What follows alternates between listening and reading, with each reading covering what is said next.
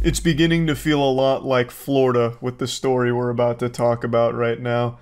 A police officer in Maryland was cheating on his wife, and he was making out with his mistress in public, while on the job, while across the street from a playground that had children actively playing on it. And then after they were done exchanging saliva and smooching, they go into the back of the squad car together. And I'll be honest with you, sports fans, I don't think they were going back there for a game of chess or to exchange any kind of information, unless we're talking about genetic information. I'm pretty sure they were steaming ham back there, engaging in a little coitus. The whole situation is downright diabolical. Not only were they shamelessly making out in public for all to see while the officer was on the job, but then they go back into the squad car together to fuck, while they are parked across the street from a playground that has kids actively playing on it. It's so yucky. Now, I went over it on stream, so I'll play some of those clips, but there is actually a lot of developments from this story. So the officer has been suspended for this, and his wife actually posted on Facebook when she was made aware of this whole situation, and the woman that the officer was cheating on his wife with actually came forward and said, "I've done nothing wrong. I'm going to continue living my life doing what I'm doing. In my heart, in his heart, I know that I've done nothing." He knows, Paula being his wife, "I've done nothing wrong. God is my higher power." God has abandoned you after this act of sin. You broke 11 of the 10 commandments with this act alone. You got your donut glazed by a married man on the job, in public, in front of children. That is downright diabolical. And you have the gall to say that you did nothing wrong? Mind-blowing. Now, she did say more about this situation, which I'll get to in a moment, but I want to play you the footage first so you can be caught up to speed on the lore here on what unfolded. But, again, in a nutshell, basically, she got her spaghetti meatballed by a married officer on the job in the back of their squad car, in public, middle of the day, across from a playground that actively had children playing. It is gross. See here from last night are being investigated. Appears to show the uniformed officer paid vacation. Yeah. Get in the back seat, you can see here, of this cruiser. Now, a man taped it all with his phone at a neighborhood park right next to Oxon Hill High School. What the fuck? Why there? He slabbed up outside of a high school to have sex with her in his car. What a weirdo. I still love that everything addresses X as formerly known as Twitter, or just straight up Twitter. Such a disastrous idea to try and change it to fucking X of all things. I was like, oh my god, there's kids around here at the time, and all the time, and he didn't care, and it was not dark. He doesn't respect the uniform, he doesn't respect the police car, I can't believe that. FOP89 has been made aware of the videos circulating on the internet. We have no information as to the investigation of the videos or the officer involved, as that's handled by the department's Internal Affairs Division. We ask that our officer be given the same consideration that any other person would ask for, and that you reserve judgment until all the facts are known and videos are put into context. He is on video making out, literally like sucking the lips off of her face, and then they go into the back seat of his police cruiser. What do you think happened back there? They didn't just go back there to keep smooching. What the fuck do you mean? In what context? What context? It's all just right there. He's just openly making out with her in public across the high school. Across from the high school. He was investigating her mouth. Yeah, I guess she had a bomb in her pussy. And his cock was the only thing that could defuse it. He actually ended up saving the whole school.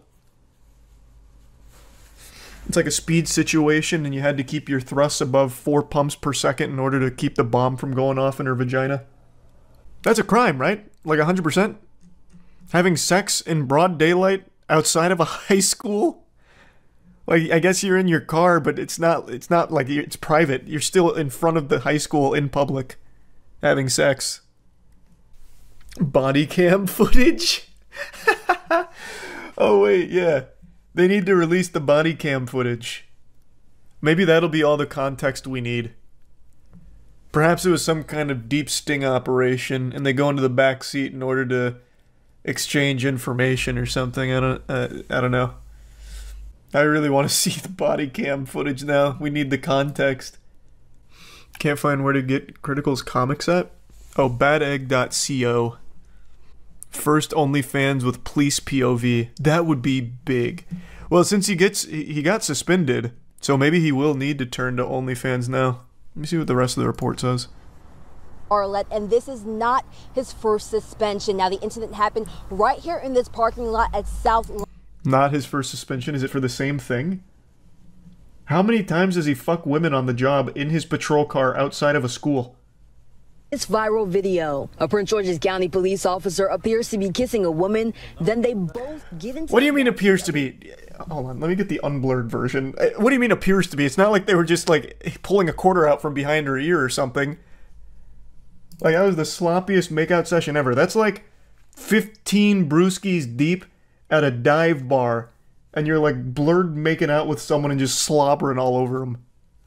Where's the non-blurred version? Because that leaves nothing to the imagination. He was conducting an oral swab. Yeah.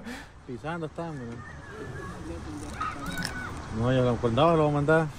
can even hear kids playing. God, that's fucking revolting. Now that you've seen the evidence here, which is pretty substantial evidence, let's go back into more of what she said. Luckily, she was kind enough to explain that this was not a one-night stand. She said, that's the main story, that this isn't a little thing. Of course, since he's a police officer, it looks bad. But I just want people to understand that this was not a one-night stand. I just love that that's her priority. Like, this is the #1 thing she's addressing. Like, okay, listen, everyone. You know, stop all this hoopla. I'll set the record straight. This is not a one-night stand. We've actually been seeing each other for multiple years now behind his wife's back. You know, so get that straight. I'm tired of rumors circulating. The most important thing is to know that this is not a one-night stand. In fact, he cheats often with me. And I guess publicly, too. What's so exciting? He's a cop. I'm a civilian. We got caught. It sucks, but this will pass. She also has a kid of her own, and she just doesn't seem to care about this at all. She's reacting to this the same way I react to finding out I'm out of ketchup. Just like a, geez, darn, oh well. Like, I would have expected something a little more here. Also, this isn't the first time the officer was suspended. In 2016, he was indicted for child abuse after he allegedly spanked a girlfriend's 3-year-old son so much that the boy lost consciousness. But then it was later ruled that the allegations were unfounded. But the mistress here said that the incidents in this current scandal don't get in the way of her feelings for the officer. Now, you know, I don't think you needed any more evidence that this might not be a good guy. But I think this is an important little tidbit of lore to have around this officer. But yeah, I just found this to be a pretty wacky story here that I wanted to talk about a little bit. That's it. So yeah. It's always adorable when a villain or clown from a previous season of YouTube drama pokes their curious little heads out from the shadow just to remind everyone that they're still out there and still an insufferable loser. That's what we're dealing with today. It's a YouTuber named TechLead, and a couple of years ago, CoffeeZilla threw him into the Thunderdome and smacked him down and exposed to the world that this guy is a superstar scammer. And this week, he tried to puff out his chest and spread his invisible, non-existent lats by copyright claiming and taking down a video another YouTuber made about him that hurt his feelings. Internet Anarchist made a video kind of just going over the CoffeeZilla vs. TechLead saga from a while back, and TechLead decided to copyright strike him and openly, on camera, with 4K video evidence, admit to falsely flagging him and abusing the YouTube copyright system. This delusional douchebag attempted to take a victory lap over Internet Anarchist's corpse, gloating about his abuse of the YouTube copyright system. His sensitive little feelings led to the hatred blinding his eyes like cataracts, and him not realizing that he is openly admitting to something you are not allowed to do and can get into big trouble for. As I've mentioned in the past, there is a very popular case where YouTube themselves actually stepped in when someone was notorious for false flagging other YouTubers' content, took them to church and put the fear of God in them. Like, the false flagger back then got slapped with massive fines per instance of their abuse of that copyright system. So it is something that is taken very seriously, and this dumb, insufferable asshole is openly admitting to it on camera. That's not even doing it justice. He is so proud of it, he was wearing that like a Boy Scout badge on his jacket. But I'm assuming the stupid potion that he drank must have wore off, or maybe someone in his life kicked down the front door and told him how terrible of an idea that video was, because he has deleted it as of this afternoon. So the only footage I have to show you is from the internet anarchist, who was kind of just cutting the most shocking bits of what he openly admits to. I tend to copyright strike down any expose videos on me because I understand that these are not real exposés. There's no journalism involved in here at all. Journalism is probably the boogeyman that keeps him up at night, haunting his nightmares. Because any journalist that ever looks into Tech Lead will find the most filthy and foul resume ever. This guy super sucks, and any journalism that's ever done on him only further exposes how much of a scumbag he is. I also just have to mention that the title of his video where he talks about this actually gave me a bit of a belly laugh like fucking Santa Claus. He had the chutzpah to call the YouTubers he's referring to in the video scam tubers and put it in his title. Marinate in that for a moment. That's like Justin Timberlake calling someone else an alcoholic. Welcome to the world of business where people are afraid that they're going to be doxxed. Well, if you're going to come into business and do business in this world, yes, you're going to be doxxed. You better have an identity. And so then he takes to Twitter complaining he's going to have to dox himself to the Tech Lead. So you're saying I have to share my personal information to Tech Lead or let my video be taken down? He's afraid he has to be doxxed if he wants to counter the dispute. YouTube jumps in and says, well, you can also hire an attorney if you want to represent yourself. Well, yeah, this is business, right? People have a complaint against you. You can't just be a nobody and hide behind anonymity, right? You don't even have a real complaint. You have hurt feelings and thinning hair from the stress of being such a whiny loser. This is a ridiculous statement that just because you're in that field, you need to be doxxed. It's just, the way he talks about it, it just comes with the territory. You're out of your fucking gourd. Like, you've lost your marbles. I also can't stand the way he talks. He actually just sounds like what I imagine every Reddit mod who thinks their job is the most important thing in the world sounds like. One of the main reasons I will actually copyright strike a video, though, is I want to know who's behind the video, right? I want to know who these people are. What if it's somebody I even know in real life? Oftentimes these haters are people who know you very well, actually. I mean, this could be a real physical threat to me. That's called paranoia. Like, that's an actual mental disorder that you've got here. You might want to get yourself checked out for that one. You think that someone just making a video on the history of CoffeeZilla spanking your cheeks red could have been someone that you knew in real life that could lead to a physical threat against you because he made like a video essay about it. Come back to reality, Tech Lead. Snap out of the genjutsu that you're trapped under here. I don't know what world you're seeing. Like, that is a crazy perspective to have on it. Like, legitimately, that is unhinged. Now, I don't think he actually believes it. Like, in all honesty, I think the only reason he's putting that there is like a cover your own ass token as like a, oh, well, that sounds reasonable to like the mind of a Neanderthal, perhaps. But anyone who thinks about that for even like an iota of a second would immediately recognize that that is a ridiculous thing to actually believe, and I don't think he does. He's using that as some kind of justifiable reason for why he does that, but even he backpedals on that so quickly. Like, he gives up on that facade almost immediately. Really, these scam tubers exist only because I allow them to exist. And I can shut them down anytime I like because I own all of the copyrights to the images and audio that they're using. A complete fundamental misunderstanding of how anything in the real world works. What the fuck are you yapping about? What? No, let me go ahead and set the record straight here. They are your videos, sure.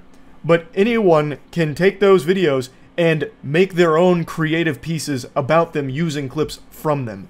That has been argued in court 100 times at least, and every single time it is always ruled that that is completely okay to do, fair use. As long as they're not taking your entire video and using it, or doing nothing transformative with it, then they have the legal right to do so.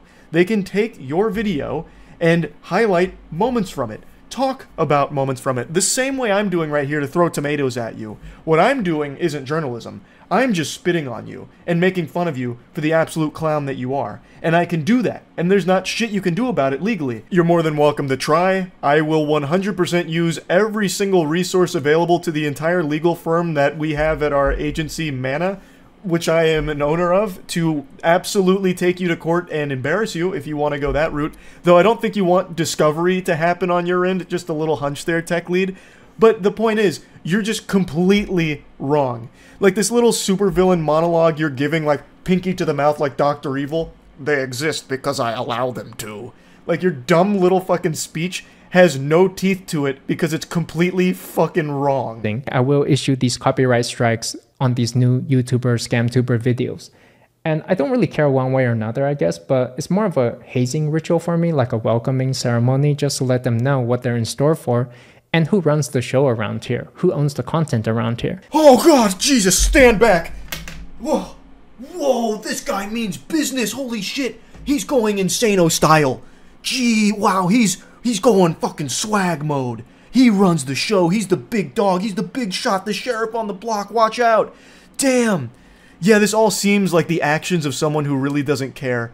Whining in a YouTube video about why you're falsely copyright striking other YouTubers, and then openly admitting that it's not even legitimate, it's a hazing ritual for you, a welcoming ceremony. That's the lamest shit I've ever heard. I have no doubt that you got wedgies growing up, and now this is your way of taking some of that power back. That's what I feel with this shit. So this is my welcoming ceremony. What happens next in these copyright strike cases is typically we go into court proceedings where I have 30 days to file a legal action, which typically I'm not going to waste anybody's time doing. This is really just my welcoming ceremony, hazing ceremony for people, and so the video will probably be back up after a while. Now, regarding these copyright claims, the truth is, I don't really care.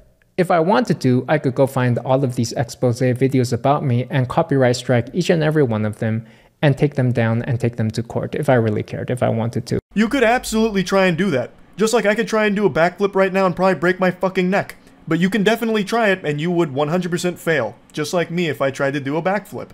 You are openly admitting here, this right here would be evidence if you tried this. Because you are openly admitting that it's just a hazing ritual, welcoming ceremony, and not real.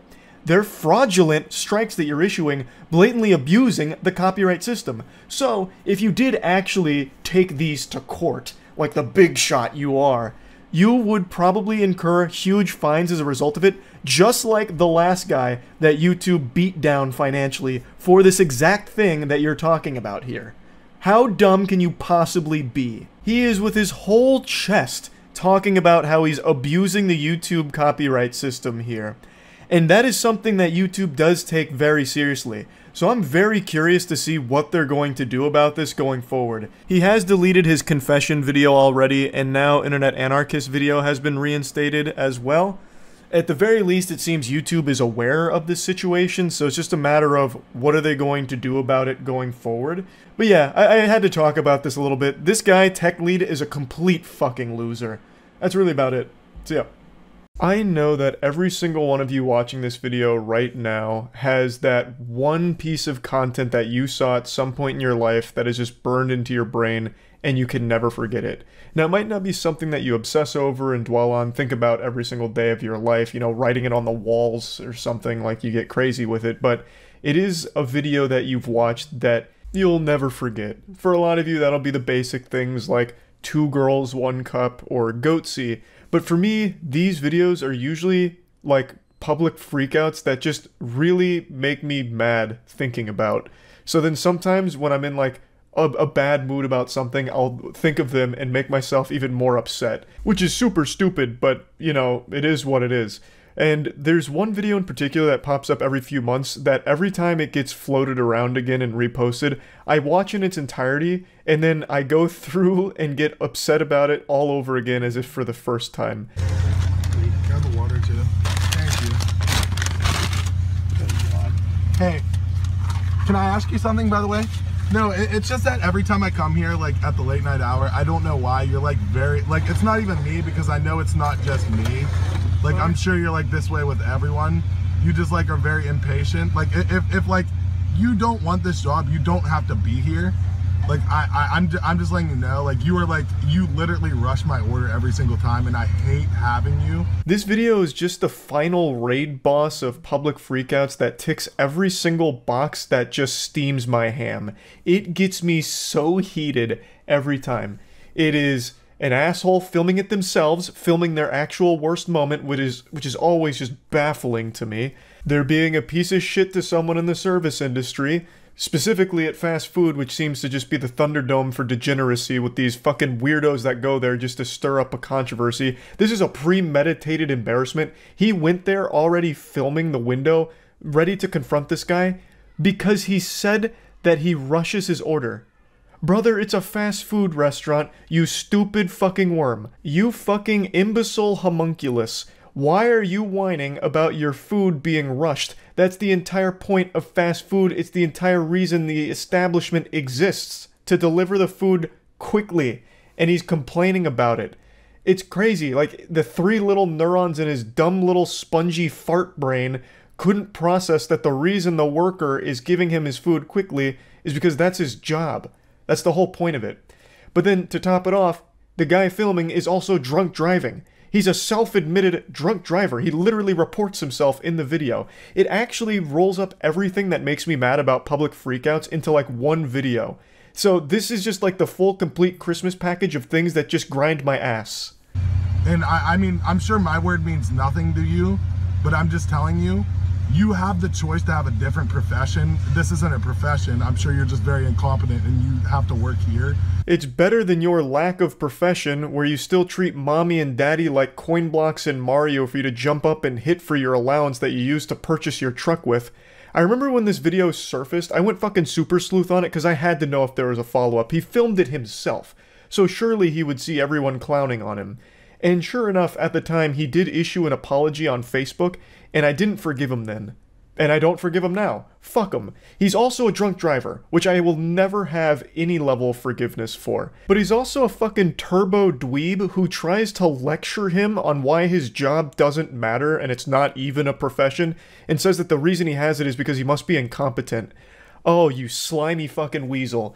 You goofy little bowl of horseradish. It is unreal that a drunk driver that wasn't employed at the time of the video, maybe he is now, and it would be poetic if he is also working in the fast food industry, and now maybe we'll understand the pain of horrible people like him coming through. But I'm already getting lost in some erotica fanfic about justice existing in the real world.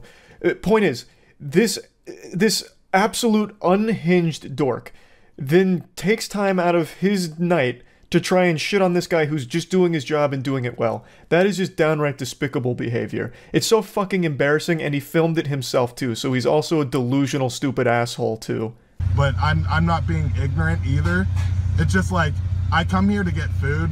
Who cares, like, if I've been drinking or doing whatever? Like, I come here at a late night hour, I get food. Every time I have you, I fucking hate it. It makes me sick. I'm so sorry about that. Huge save by clarifying that he's not being ignorant. Wouldn't want anyone to get confused here. I also love that all of this starts by saying, hey, can I ask you something? And then he goes into this monologue shitting on the guy and explaining why he hates him. Because he gets his food out too fast. He's too good at his job. Thus, this absolute fucking stupid moron is like, you're a bad man. You must not want to see me. He has a personal grudge against me and wants to get me out of here, shoo me away like a stray animal. He hates me for some reason, so I hate him. He gives me my food too quick. Damn it. I also imagine that he carries this energy with him everywhere. So, Godspeed to the waiters and waitresses that have been unfortunately subjected to this plague of a person that sweeps through asking and demanding some kind of certain service. Like, excuse me, harlot, you didn't smile at me when you took my order. You fucking hate me. This isn't even a real profession. This isn't even a real profession. You must just be incompetent. Like, I imagine this is just him. Like, this is just him, fully. Like, this isn't just an isolated incident. But anyway, I'm gonna replay this just in case you missed it the first time. He says something very important here. I come here to get food. who cares, like, if I've been drinking or doing whatever? Like, I come here at a late night hour, I get food. Every time I have you, I fucking hate it. It makes me sick. I'm so sorry about that. Full-blown self-report here. He just says, who cares if I've been drinking or doing whatever? So you've been drinking and doing whatever frequently and then come here to get food. So you're a constant drunk driver. You're a menace. I'll tell you who cares. Every innocent person on the road will care if you've been drinking and getting behind the wheel of a vehicle. It's dangerous to everyone around you, including yourself. I will never, ever sympathize with a drunk driver. And it's certainly not one like this. This guy's just a turbo douchebag. This is next level douchebag shit. I feel so bad for the worker here. Like, he just sits here and listens to this whole spiel over nothing. Like, this whole temper tantrum hoopla. No, I'm sure you're very sorry about it. I'm sure you're very sorry about it. But you are very shitty to me every time I come here. I'm so sorry. No, I'm sure you're not actually sorry, and you're just saying that because, like, whatever's happening or you're being recorded.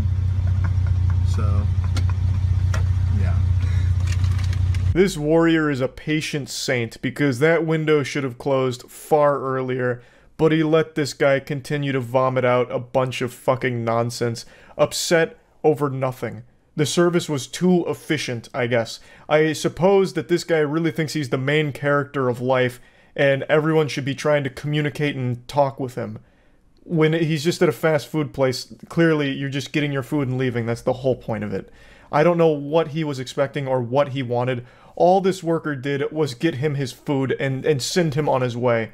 He did nothing wrong. He did nothing to warrant any kind of hostile response. He just keeps blabbering on about how getting him at the drive-thru makes him sick because he's impatient and rushes his food.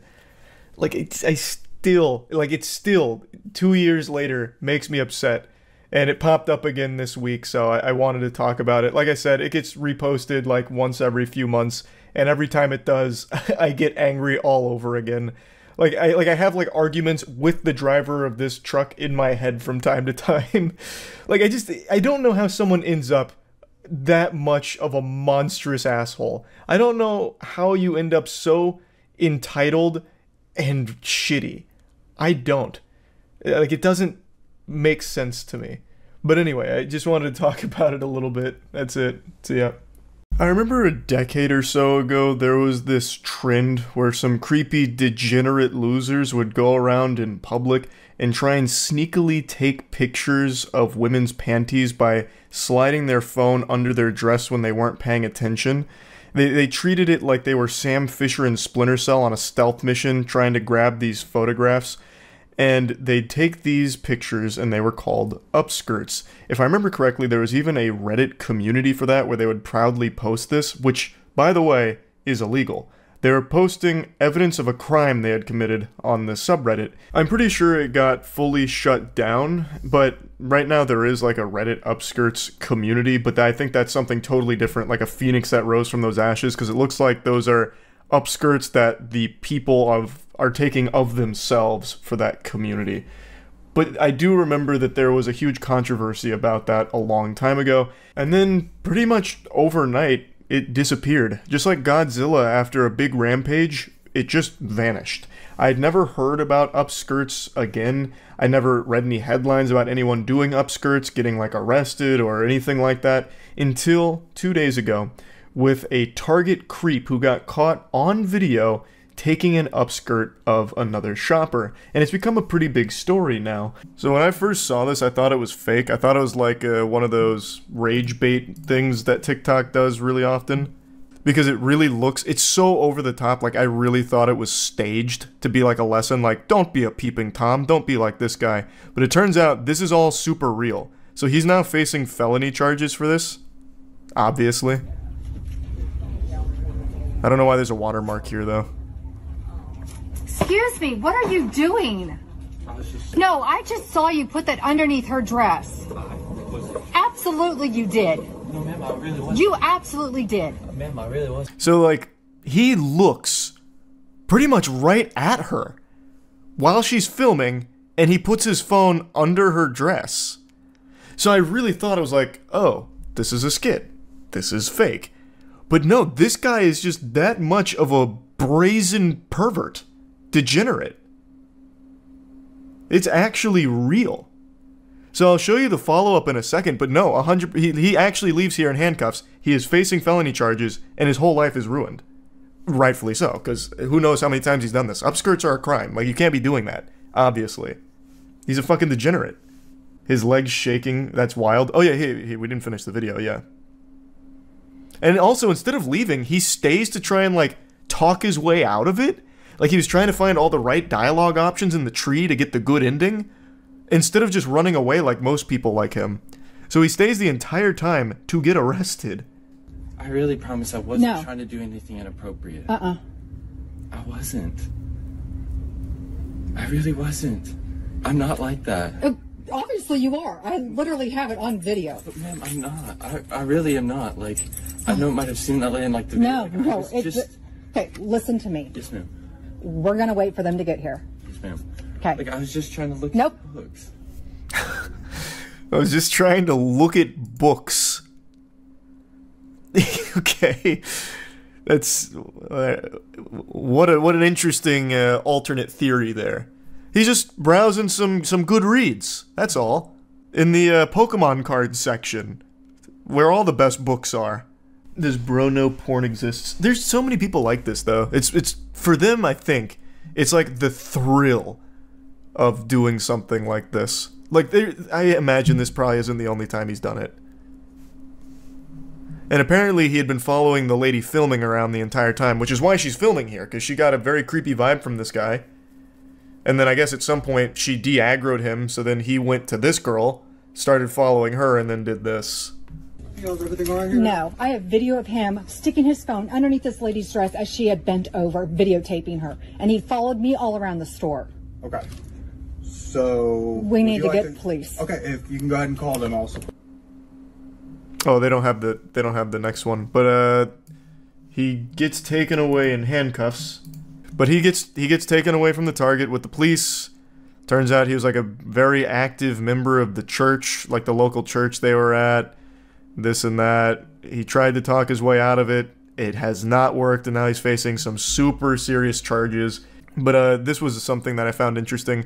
He keeps denying that he wasn't doing anything wrong, and he apparently showed the police his phone, like the recent pictures, and he didn't have any recent pictures, but I don't know if that also means videos, or if he also had time to delete them.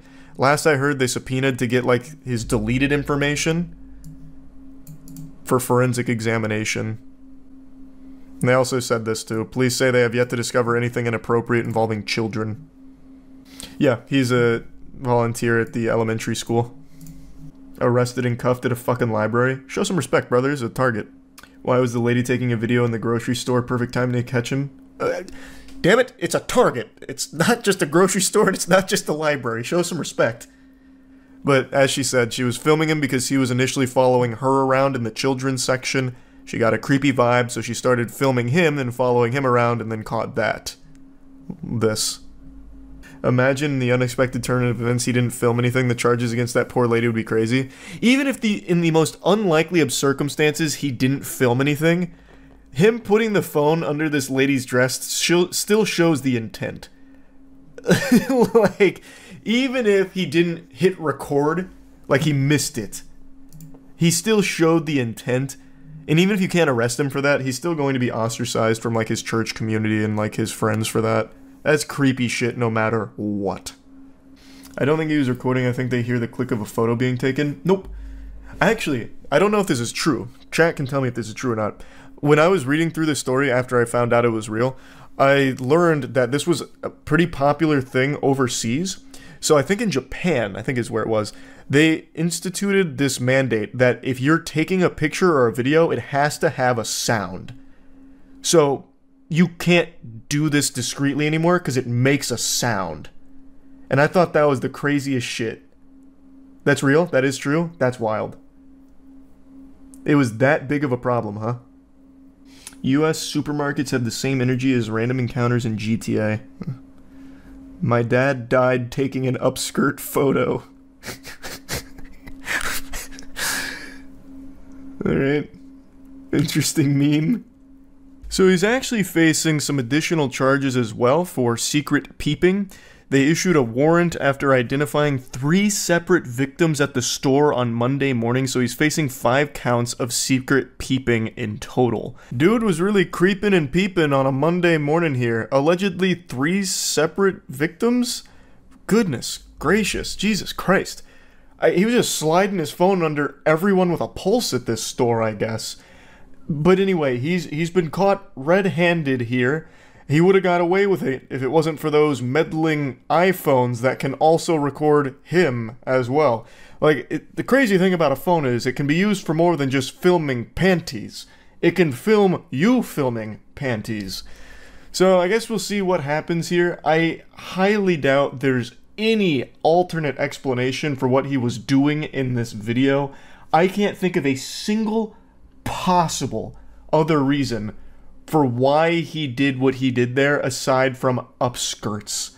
That's the only logical thing. I can't even think of some kind of ridiculous theory. Never mind, scratch that. I did come up with a ridiculous theory. What if he wasn't grabbing upskirts there and instead saw a very venomous spider on the ground? He saw a black widow and he got down there calmly as to not scare the shopper or scare the spider away and then smashed it with his phone. Who knows? Maybe that's the story. Maybe that's what he did. He squished a bug and saved the day.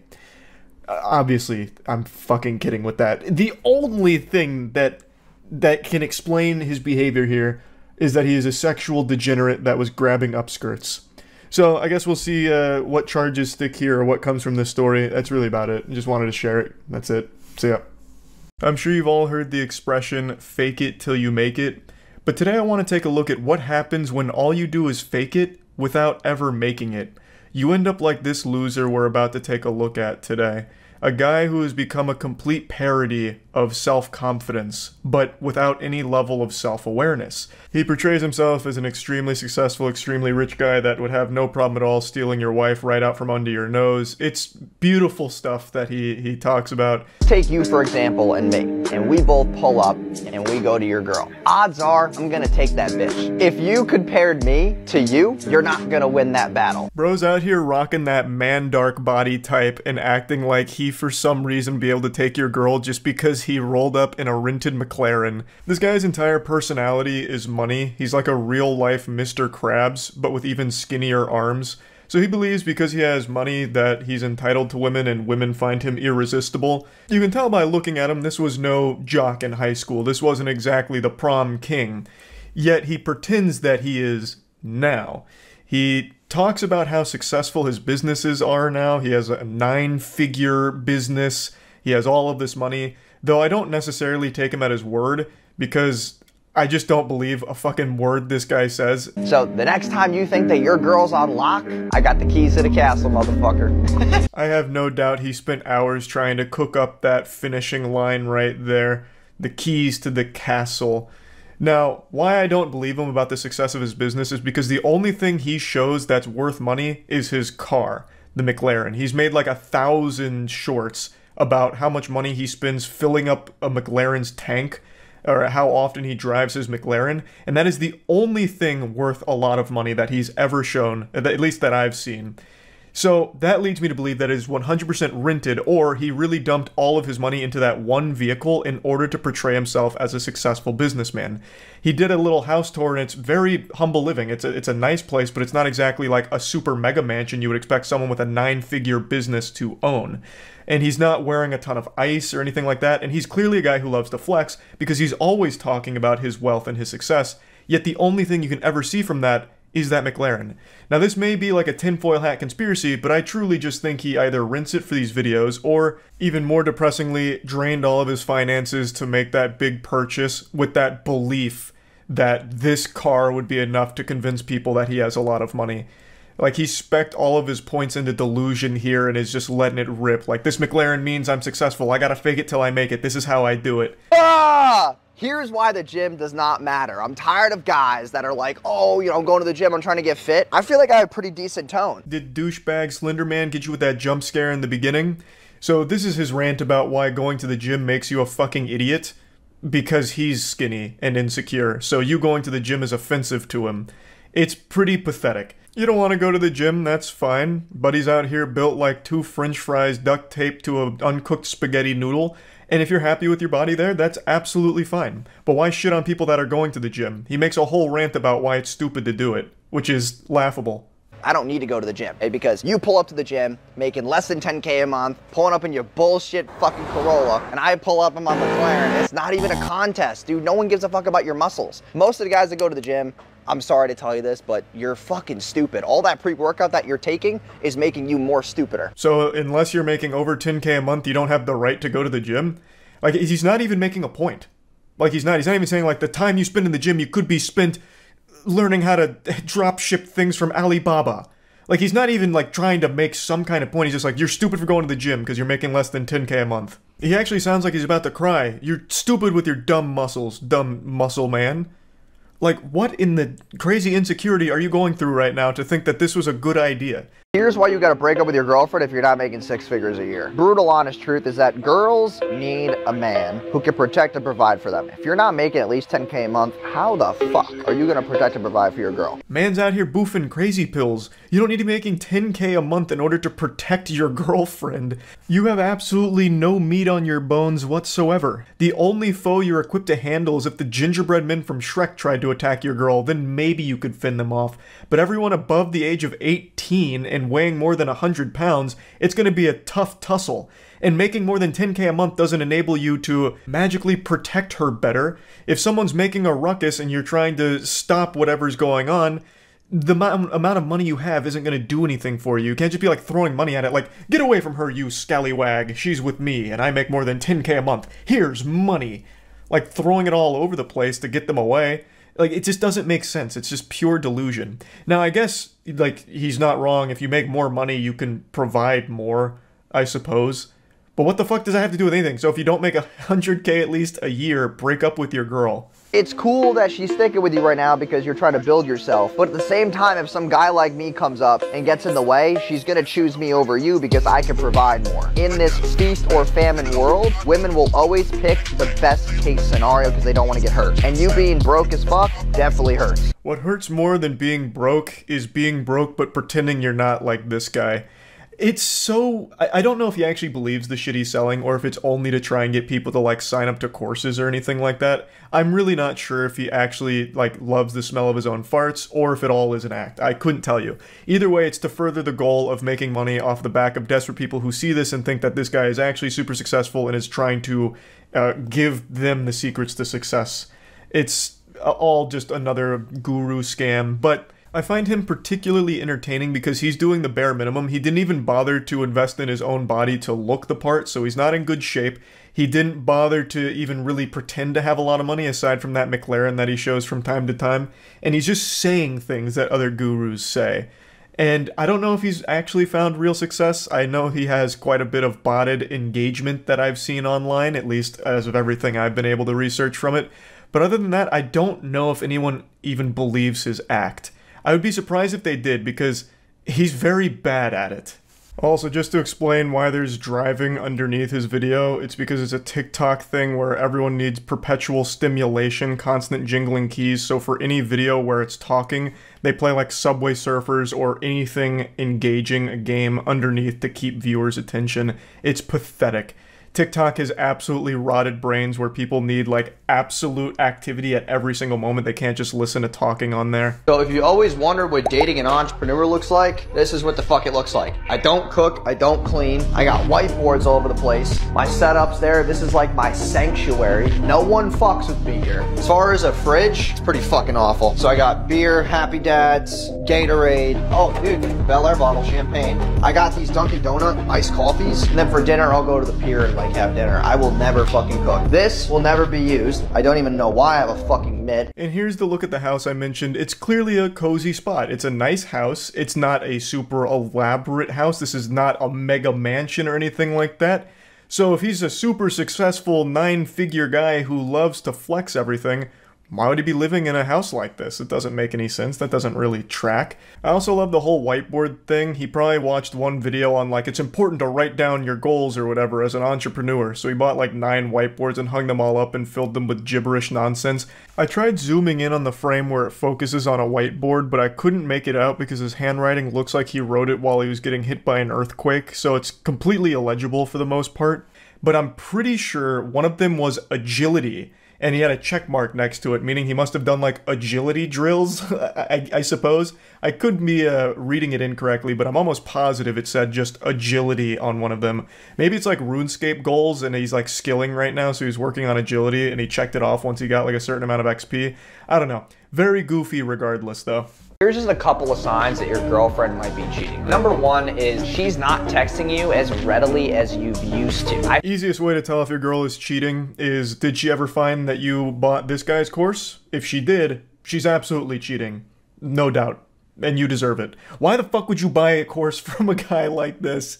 It's so embarrassing. Like, he actually just went to like WikiHow and just started copying articles on like how to tell if your girl is cheating, 7 life hacks for that, and then he just starts regurgitating them here. But anyway, I could go on and on. There's so many embarrassing shorts he's made, but there's no reason to just keep going over it. I just wanted to showcase some of his better ones here and talk about it a little bit.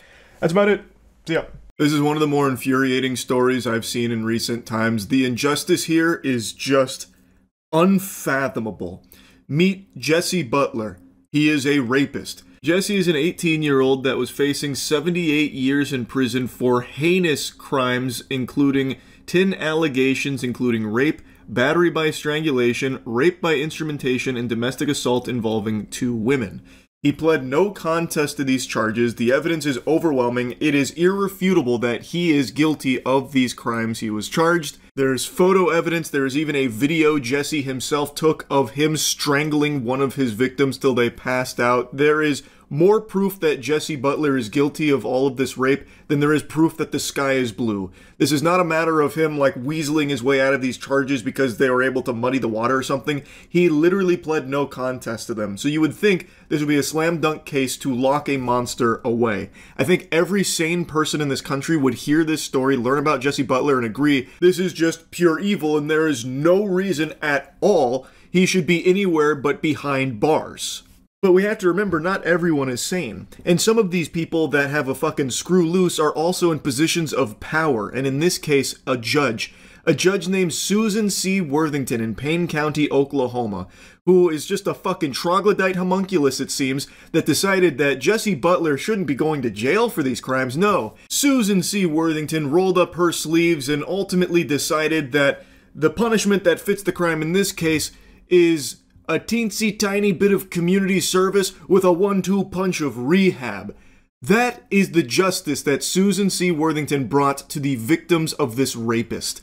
This guy will not see a prison cell. He is still going to be a free man, even after pleading no contest to these heinous, vile crimes. He is a rapist. And this judge, Susan C. Worthington, has said, that's okay. Well, it's nothing we can't fix here with a little bit of tender love and care and a bit of elbow grease with some community and service. Now, to be clear here, and keep in mind, I'm still a little, new to understanding how a lot of this shit works with my fucking Neanderthal brain here. But as I understand it, this wasn't Susan C. Worthington's proposal or anything. This was a plea deal that was reached and was put in front of Susan. She granted it. But she had the ability to reject it. A judge can reject a plea, and especially in a case like this, that would have been the right thing to do. This is a monster that under no circumstances should be afforded this kind of deal. This is someone that should not be able to weasel their way back into society. They are a danger, a menace to everyone around them. So while Susan may not have been the one to theory craft this whole community service and rehab idea, she did agree with it ultimately, that this is the right course of action. So by granting this, to me, that is her putting her stamp of approval on it, that this, in her eyes, is justice. It is fucking unhinged. I think Susan C. Worthington needs to be investigated ASAP. This is protecting a rapist. And there is a body cam of when Jesse Butler was taken into custody, and his mother is very supportive of Jesse, talking about how they're going to get him out and all of that. And it turns out Jesse's family is very well connected in Oklahoma. They have a lot of powerful friends, it seems, over there in Oklahoma. Of both victims who came forward against Jesse, there is a third victim who, if she hasn't come forward, but can you blame her when you look at this as the justice that they get? Speculation is that Jesse Mac Butler's father is a man by the name of Mac Butler, and he was the head of football operations at OSU. So somebody with deep-rooted ties into the community, and that then leads you to the judge in this case, or one of the judges in this case, Judge Susan Worthington. Between her and her father, the Worthingtons have had a hold on that bench for over 50 years. So while you can't necessarily say definitively that, hey, there's this connection here because he's deep-rooted in football. He goes on to say that it's not difficult mental gymnastics for people to maybe connect these dots or follow these breadcrumbs, that there might be some kind of connection there, considering that this town needs that football program. Like, OSU is a staple of it. Thus, Mac Butler, Jesse Butler's father, is a staple in the community, deep-rooted ties here, and there could be some kind of connection there with him and the Worthingtons. Again, it is something that a lot of people have speculated and taken notice of, to the point where there is now even an authority that is considering investigating this potential connection. And it is very weird how Jesse Butler has these indefensible crimes, yet is not getting any real punishment for it. Is it possible it's because of who his family is? They were very confident that he was going to get away with this. They even said, in the body cam we're about to see, his mother said, you know, we're going to win this. It seems like they were really sure that these unforgivable crimes were going to be forgiven here, ultimately, in the eyes of the law in Oklahoma. I wonder if that might have played a role in him getting away without even a slap on the wrist. This isn't even a slap on the wrist, this is a slap on the ass. This is basically Susan C. Worthington and the entire legal system over there in Payne County, Oklahoma, giving him the old keister clapper saying, hey, good work out there, don't worry, we got you covered, we got your back over here in Payne County. It's fucking sickening. It is actually unbelievable. I'm going to show you the body cam real quick because I think it's important you get to see who he's surrounded by, because even though his mother is aware of these crimes, it seems like she's more concerned about her child's future. Like, the actual victim here is Jesse Butler, not the two women that he raped and all of those horrible things he did. It's actually Jesse Butler that, you know, is getting the short end of the stick here and is getting traumatized. Yeah, so we're here. We're obviously going to place you under arrest. There's a warrant for your arrest. We're going to take you to the jail. I told your mom that she can contact a bondsman, and you shouldn't be very long, but there just is a process for paperwork and stuff. But right now you do have to come with us, and I do have to put you in handcuffs, so turn around for me. You have to put me in handcuffs? Oh man, Jesse's calling the wambulance there. You can see him start to tear up. Oh man, it almost breaks your heart looking at him get all sad like that. And his mom, she's starting to feel it, saying, oh, do you have to put him in handcuffs? Fucking obviously, yes, lady. Of course they have to put him in handcuffs. This guy is a violent rapist. To such an extreme degree, I wouldn't have been surprised if he tried clawing at the fucking cage in the back of the police car to get his hands on one of the officers' necks to strangle them and rape them. This guy is an animal, an absolute fiend. He is a fucking monster. Of course they need to put him in handcuffs. Transport somebody in custody. You know we're doing this. It's okay. Here, yeah. I'll get you out. For me? Alright, stay silent. Rick knows about this. Candy's on this. Dad's on his way. We're coming to get you, okay? Just stay strong, okay? Say your prayers. Awful experience for the child. What she said while Jesse was walking to the police car there actually made my stomach turn. She said, what an awful experience for a child. Lady, your son raped 2 women. Numerous times. He nearly killed one of them with the strangulation, by the way. And you're saying that him going to jail here, like in handcuffs, is the awful experience for the child? What about the victims? What do you think about that? Do you think that wasn't an awful experience? Like this is worse? like Jesse's the one we should actually feel bad for here. I understand it must be extremely difficult to wrestle with this reality that your child is a monster. I can't even imagine what that's like. That would be soul-crushing. But to wipe your ass with reality and just blindly support them to the point where you will do anything to ensure they don't actually get punished for the very real crimes they committed that you yourself are aware of. Again, this isn't a matter of like his parents believe he's innocent or something.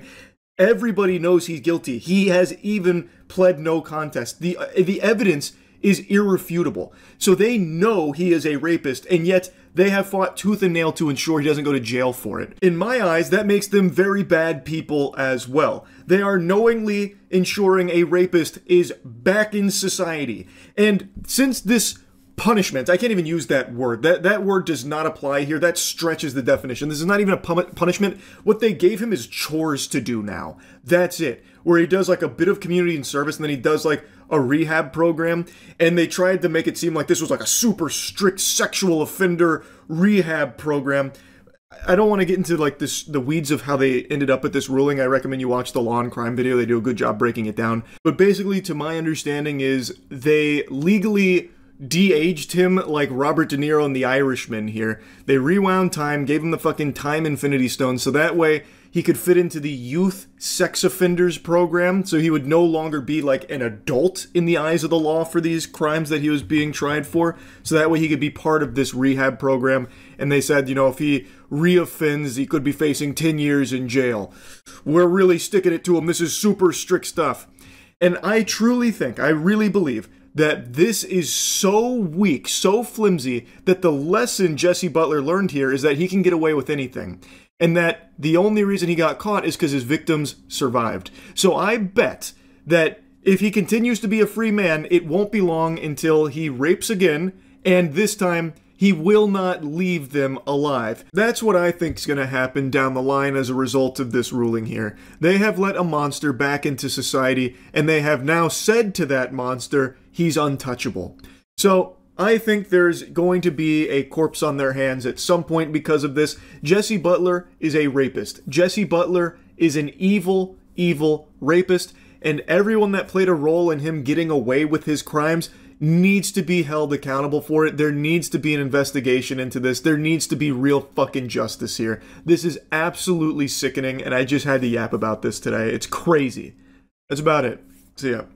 If you grew up during the 90s or the early 2000s, there's an extremely high chance that you watched some of Dan Schneider's shows. It was like impossible to avoid him. It'd be like trying to dodge raindrops during a thunderstorm. Dan Schneider during this period was the king of children's television programs. He made some of the most influential productions like Drake and Josh, The Amanda Show, iCarly. His resume is just stacked with tons of shows that I imagine meant a lot to many of you growing up. And make no mistake, you meant a lot to the creator of these shows as well. Well, not so much you, but your feet certainly did. The creator of these shows is a monstrous foot fetishist, Dan Get in the Van Schneider.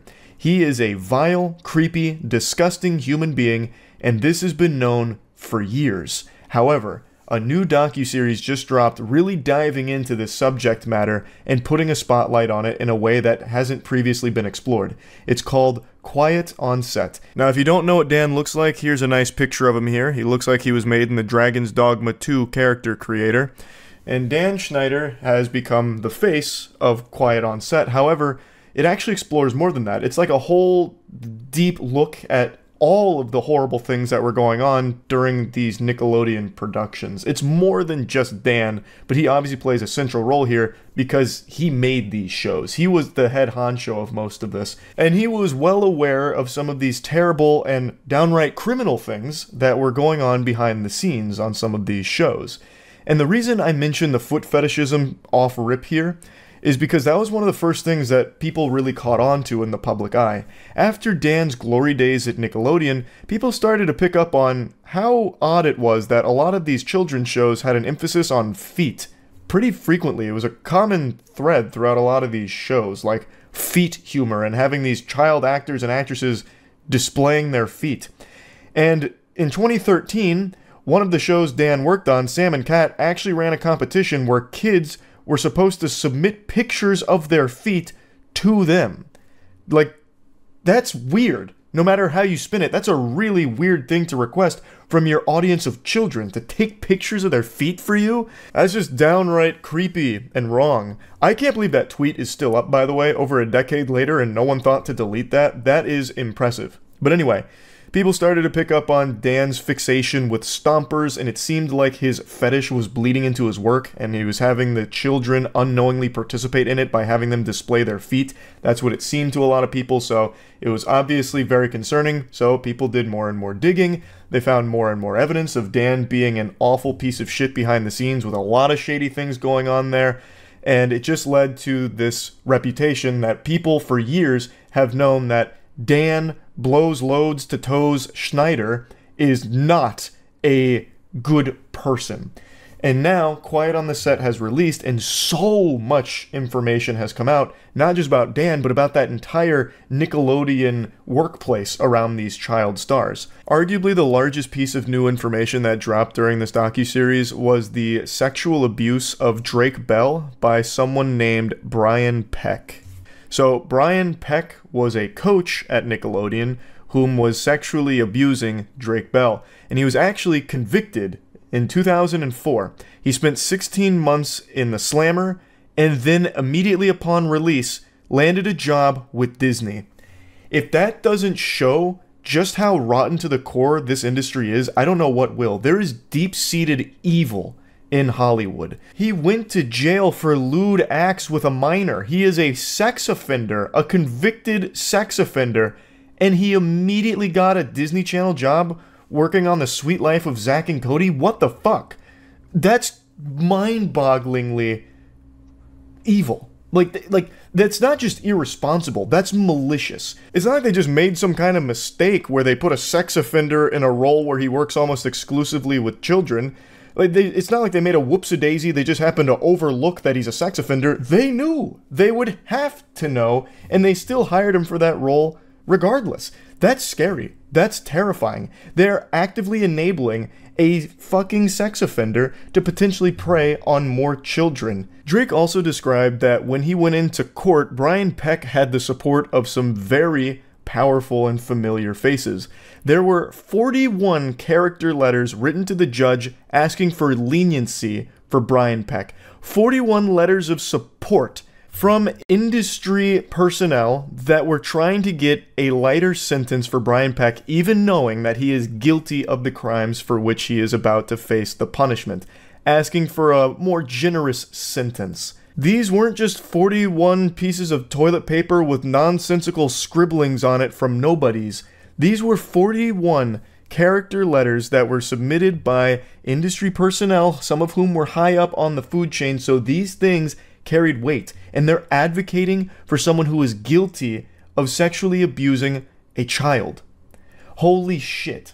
They just viewed it as not a big deal, I guess. Listen, Judge, I understand Brian Peck diddled a child. Who at Nickelodeon hasn't? Are you really gonna throw him away or put him away and throw away the key for that? What about season 3 of Drake and Josh? What actually matters here? Let's think about that. Like, this is crazy to me. It almost stops being surprising learning that Brian Peck landed a job at Disney right after his 16 months in prison for this crime, because it seems like that entire industry just does not give a fuck about the safety of kids to begin with. So like I said, Quiet on Set isn't just about Dan Schneider and all of the awful things that he has done. It's about how awful that entire industry itself is. But once again, Dan Schneider does still play a large role in this docuseries, highlighting the bad workplace and environment that he would cultivate, the weird shit that would go on in like the writer's room and the way he'd treat some people, just a whole plethora of different bad stuff. And in response to all of this, Dan Schneider himself actually stepped out from the shadows, leaving his little gopher's hidey hole and addressing it head on in one of the most painfully scripted and staged apology video interviews I've ever seen. Hey, it's Boogie. I played T-Bo on Nickelodeon's iCarly. I got a chance to watch the Quiet on Set program, and I reached out to Dan to see if it was something that he'd be willing to discuss. I'm pleased to say that he said yes. Dan, how are you?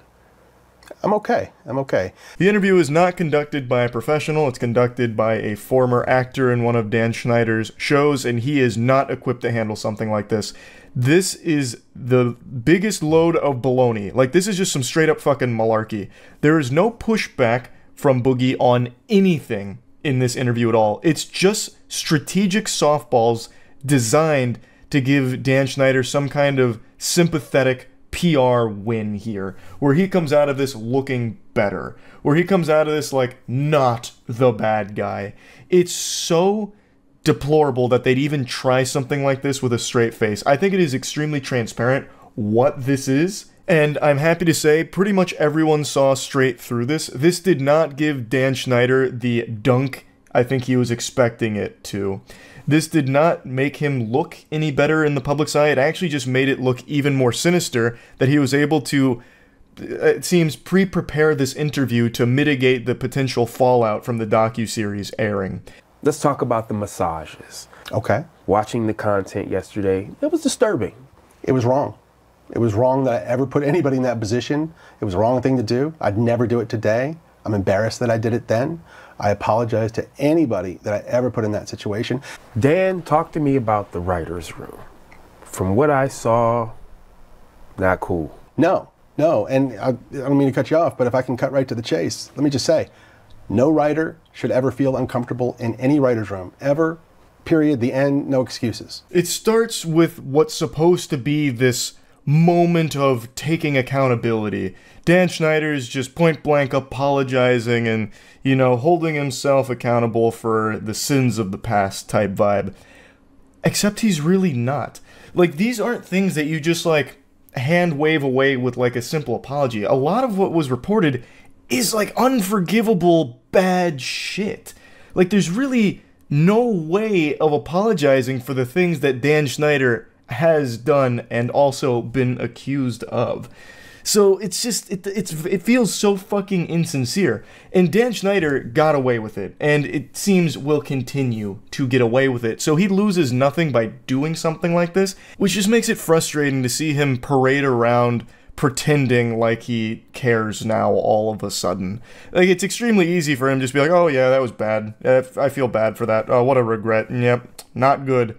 Like, it's just, I would have liked if the interviewer was someone that would legitimately dive into a lot of these things and actually press him on a lot of these things. This interview never even addresses the things that people want to hear from Dan on, such as like the sexualization of the children in those shows. Even outside of all the foot stuff, Dan included some very inappropriate things in his programs, such as Ariana Grande milking a potato, and then another scene with her getting like splashed with water and shit. Like, all of it was very unacceptable and seems to sexualize the child actors and actresses in his productions. And that was never even brought up in this interview. So this interview just, it doesn't have any real substance to it. It is legitimately just a scripted PR play from Dan. I cut it. I want my shows to be popular. I want everyone to like. The more people who like the shows, the happier I am. Yeah. So if there's anything in a show that needs to be cut because it's upsetting somebody, let's cut it. So I think it's big for you to say with your work, if it's viewed as that today, you don't have a problem. Cut it. Cut it. I mean, that's a solution. The last thing I want to ever do is put any content in a show that's going to upset my audience and make them want to turn off the TV. Why would I ever want to do that? That makes sense. This was him addressing a question that Boogie asked about, like, inappropriate jokes in there without getting too deep into the weeds, just a broad subject of some of these jokes have aged poorly and people look at them as inappropriate for a child audience. How do you respond? The most softball way of asking this question, mind you, and his response was, cut it. Just get rid of it. I don't want it in the show. If it's aged bad and it makes people uncomfortable or, you know, this and that, cut it. And Boogie's like patting him on the back for it, like, oh my goodness, wow. That's so benevolent. What a great solution. Yeah, that makes sense. What the fuck? It's so easy for him to say that now, but it doesn't take away the fact that you filmed it. If you cut Ariana Grande milking a potato type shit, if you cut some of the foot stuff that you included in there, it doesn't change the fact that you still had the child actors and actresses doing that shit and were sexualizing them. It still happened. That's still bad. Cutting it from the final product doesn't erase what you did. it's so frustrating that there's no pushback on any of this in the interview. He just gets to let him say his piece and then get applause for it. It's so stupid. And when Drake and I talked and he told me what had happened, I was more devastated by that than anything that ever happened to me in my career thus far. 41 of those people wrote letters for Peck, character letters, praising him for who he was and asking for leniency, and they knew that he was guilty. They knew he had confessed to some degree, and they still did this. But Drake's mom, a lovely woman who I stay in contact with this day, she came to me at the time and she said, "Would you help me with my speech for the judge?" And I said, "Of course," and I did. Dan Schneider's fishing for the Nickelodeon's Kid Choice Award for the best fake crying. It feels super forced and super insincere. Him tearing up while talking about this story. This is him talking about the Drake and Brian Peck case, where he mentions 41 people wrote those letters and it baffled him, and then Drake's mom actually asked him to help her write her piece, which he did. And that leads me to a question of, if you knew all this, why didn't you back up Drake Bell? The way it's described, Brian Peck had all of these people in his corner, but Drake really only had his mom and his brother. Why weren't you more involved then? Like, I imagine that could have been extraordinarily helpful. But regardless, this interview doesn't do anything to change my perception of Dan Schneider, or anyone else's, really, I imagine, because it's still nothing. This isn't really an interview. It's just a PR piece disguised as an interview. It's just more despicable garbage here. But yeah, anyway, I wanted to talk about this a little bit. Again, the docuseries is called Quiet on Set. It's out now. And yeah, just kind of wanted to go over it a little bit. That's it. So yeah. In life, there's always going to be that level of self-doubt and insecurity that someone will experience at one point or another. It's just part of the human condition, where you ask yourself, am I good enough? Maybe I'm just a fucking loser. And yeah, maybe you are a fucking loser. But today I'm going to show you a man that has reinvented what it means to be pathetic. This guy has achieved a level of loser that science didn't even think possible. So rest assured, no matter how terrible you think you are, you will never even be in the same dimension as this homunculus I'm about to show you. The only man to master all 4 elements of douchebag, perpetually striking a goofy power stance that he saw on WikiHow when he googled how to look intimidating, berating and assaulting food service workers, threatening lawsuits and jail, and of course, the most powerful element of being a douchebag, a pair of sunglasses. A douchebag without sunglasses is like cereal without milk. And only this man here was chosen to master all 4 of these elements, the avatar of douchebag. In fucking jail for robbery and stealing stuff. So she needs to get the fuck out of here before I get her put in jail for the rest of her life. Sir, you are on camera right now?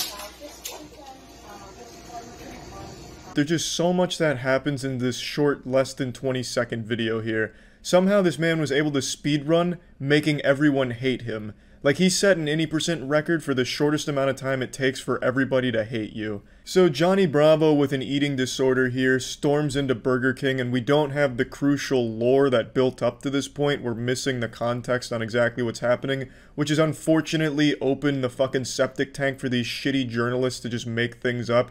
Biggest culprit is Daily Mail, which is just a giant piece of shit in the first place. They took this story and wiped their filthy ass with it. They said the reason for this meltdown was because the chicken nuggets were too spicy.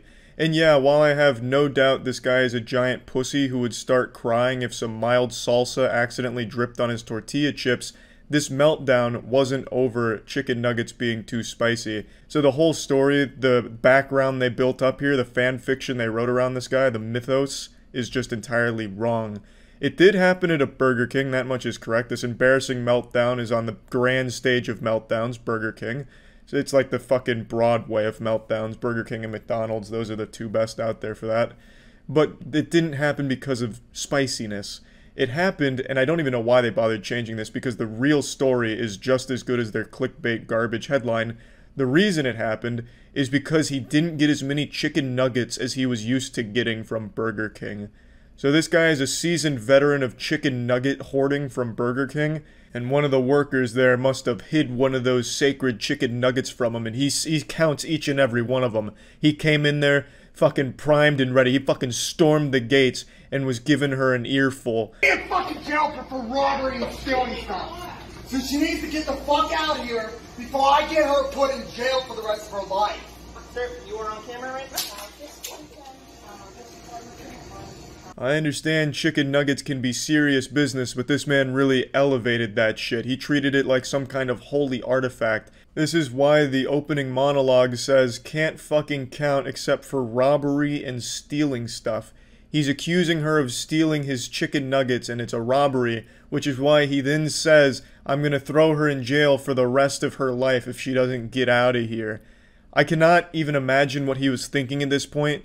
As if that's like a real charge you could bring up, some kind of felony, shorting someone one chicken nugget. Like, what did he expect? Like, is some kind of high crime here where it'd go to court and he'd be like, Your Honor, no, you're not understanding. I was missing a chicken nugget that I, as an American red-blooded patriot, paid for.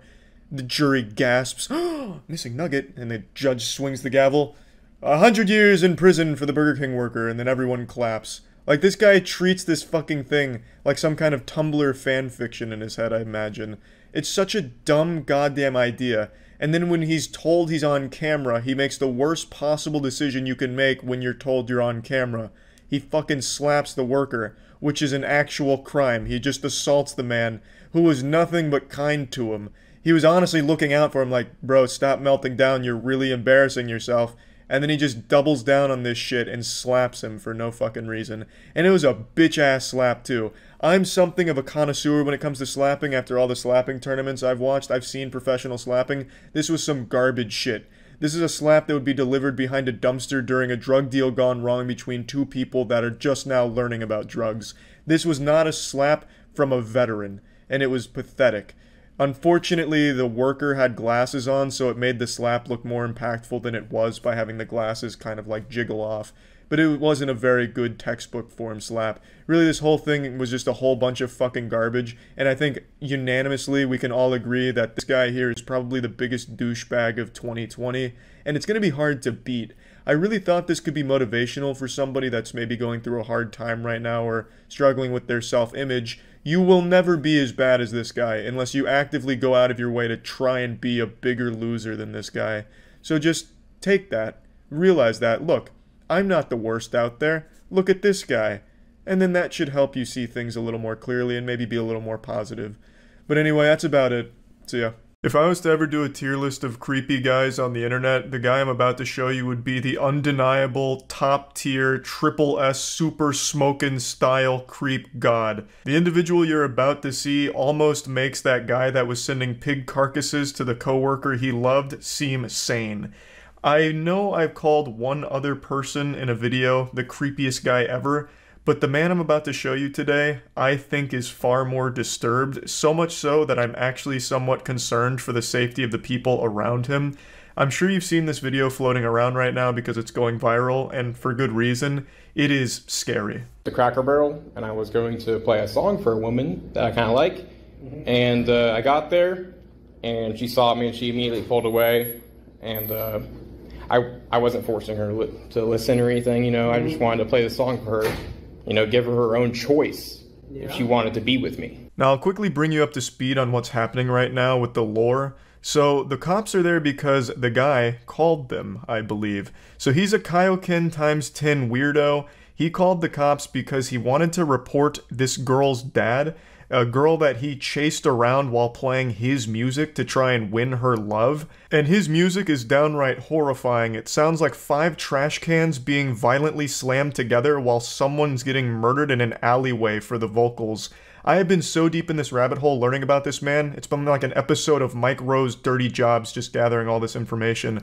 I'm gonna play you just a quick snippet from one of his tracks. Fire sprout to the moon to the top and grow!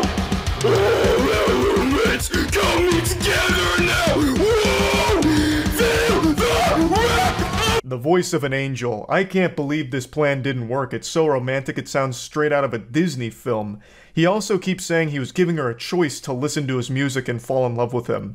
Even though there's no choice here because he was stalking her and chasing her, playing this over his fucking boombox, I guess.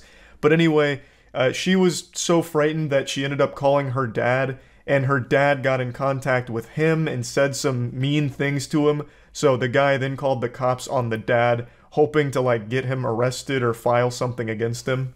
You know? Does she know you? Yeah, I worked with her there for like 5-6 months. Did y'all have a relationship?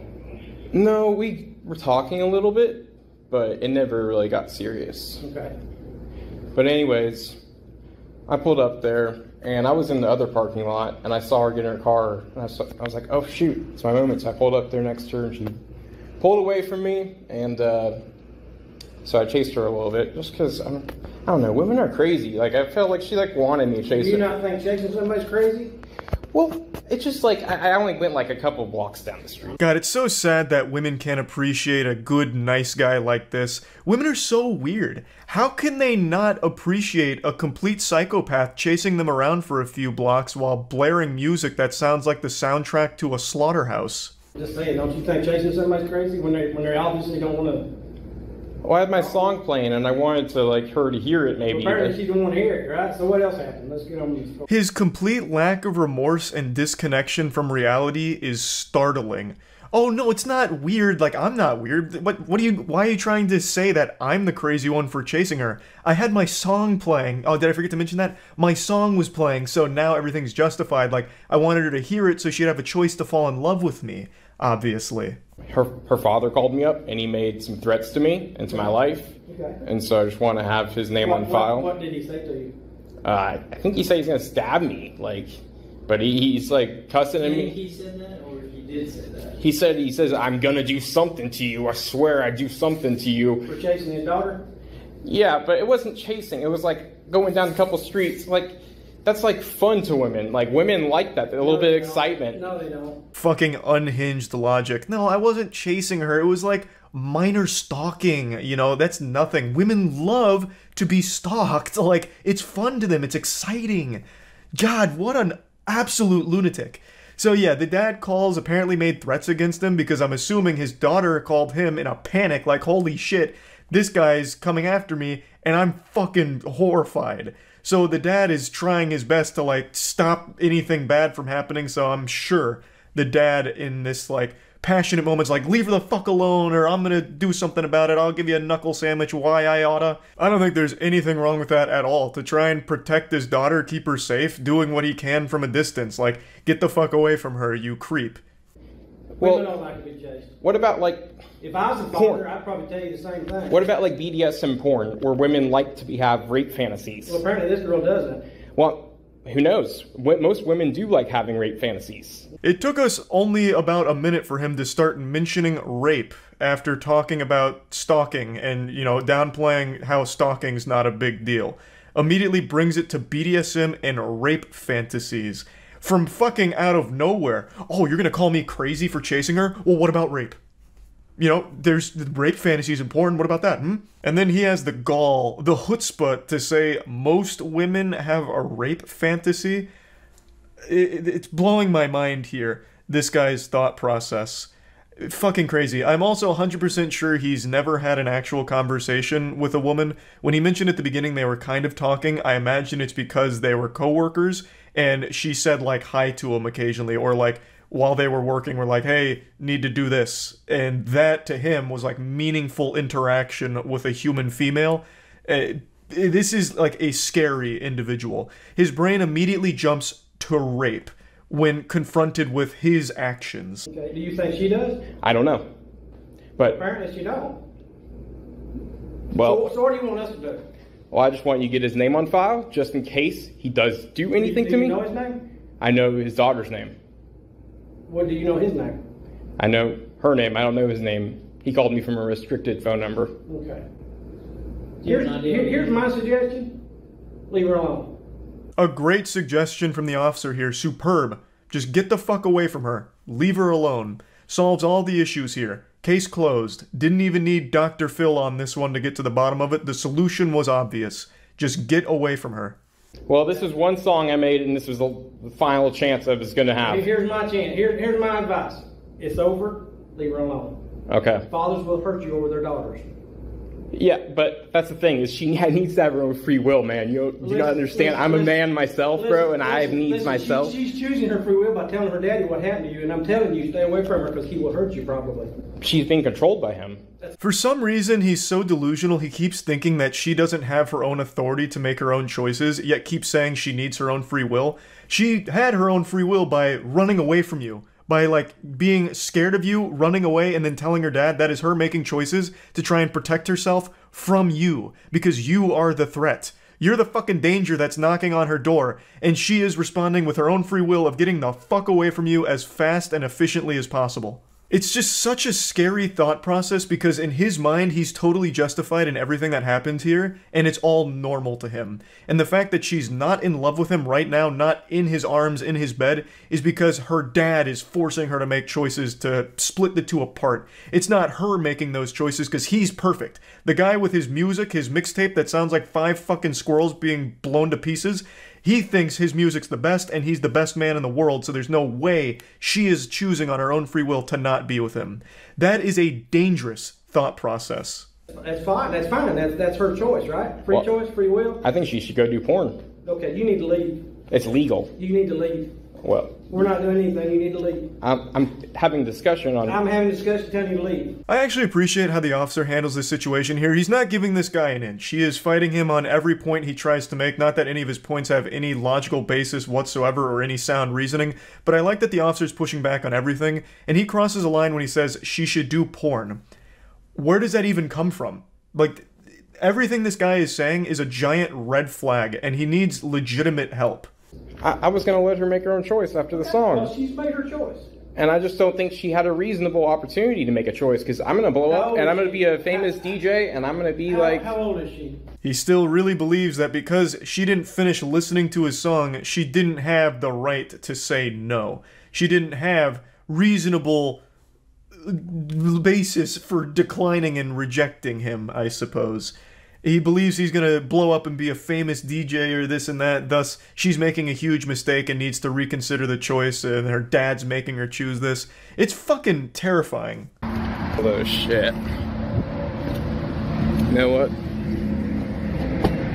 Lindsay's dad, I hope you see this fucking video.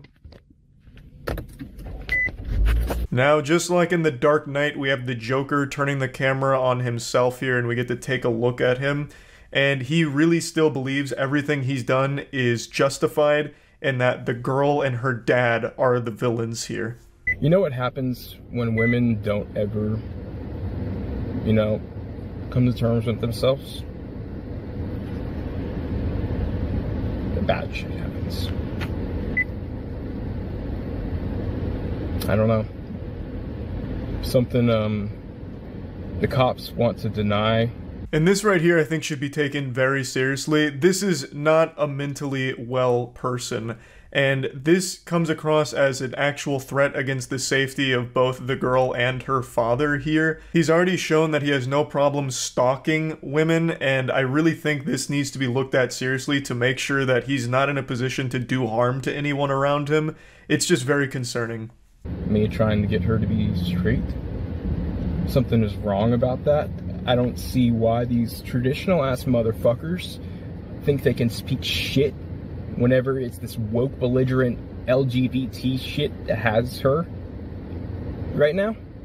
I just don't see it. I'm older than her fucking father. That's how I feel right now. Yeah, this rant's really going off the fucking rails. So apparently the girl isn't interested in men, and his plan was to make her interested in men by giving her his love as well as letting her listen to his songs. And when she still wasn't interested, she blames the dad. Like, the dad is the one that's made his daughter not like him, and then says that he is older than her dad. Like, it's so fucking wild. But it is all very concerning to listen to. I just wanted to share this because I do think this is the creepiest guy I've seen online so far. And I truly hope that everyone involved here is safe, and hopefully this guy gets the help that he very much needs. Anyway, that's about it. See ya. If you've got a full belly, prepare yourself because you might just puke upon seeing and listening to this unbelievable, embarrassing cringe. This is the worst flirting, the worst attempt at wooing a potential romantic interest I have ever seen. This is like playing a visual novel and then scaring away all of your potential love interests at once and getting the worst ending. Now, I'd like to give a bit of context here to the situation before we really dive into the meatballs from our spaghetti entree of cringe. A user on Twitter posted screenshots as well as videos from a random guy who had reached out to her on Facebook because he had seen her on a dating app. The two didn't even match, and I guess he must have assumed that it was some kind of glitch because they were destined to be lovers. It was fate that was pulling them together, but unfortunately technology had a malfunction, so he took matters into his own hands, tracked her down on Facebook, of which she had no connection to the dating app. She didn't connect any of her socials to the dating app, so he did some super sleuthing to find her on Facebook and reach out to her there to try and win her heart.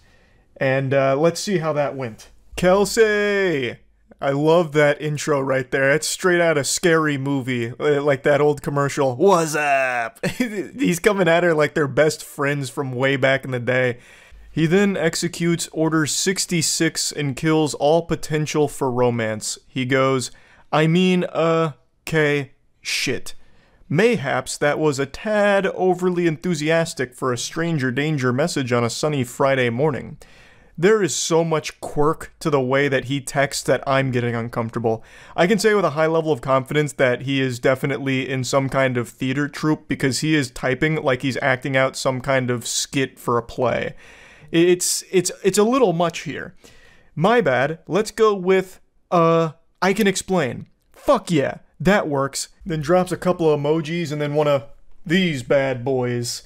How she didn't immediately fall in love with this man is beyond me. This is aggressive. And it's already creepy because it's a complete stranger who saw her on a dating app and then tracked her down in order to, you know, really directly communicate with her. So, let's go over where things went wrong here. I'll go ahead and get the playbook out like John Madden and say where everything fell apart for the offense. From the start, basically. There is nothing that's even remotely salvageable from what he tried to do here. There is nothing more annoying than texting like you're talking to yourself during the text. Like when you say something like, Kelsey, I mean, oh wait, shit, mayhaps that was a tad too far on a stranger danger sunny Friday afternoon. Goodness gracious, how do I save this? Like that is so fucking lame. That is shameful. That is just downright shameful. I am shocked he didn't drop like an asterisk nuzzles you, and then an asterisk, you there? Yeah, and then one of those emojis. So she said, sorry, do I know you? And then it reactivates this cringe protocol. He says, oh hey, no we don't know each other. Sincere apologies for the subterfuge. Oh brother, this guy stinks. Dropping subterfuge here in your creepy approach to a stranger. If you give me the tiniest bit of room, I'd be happy to explain.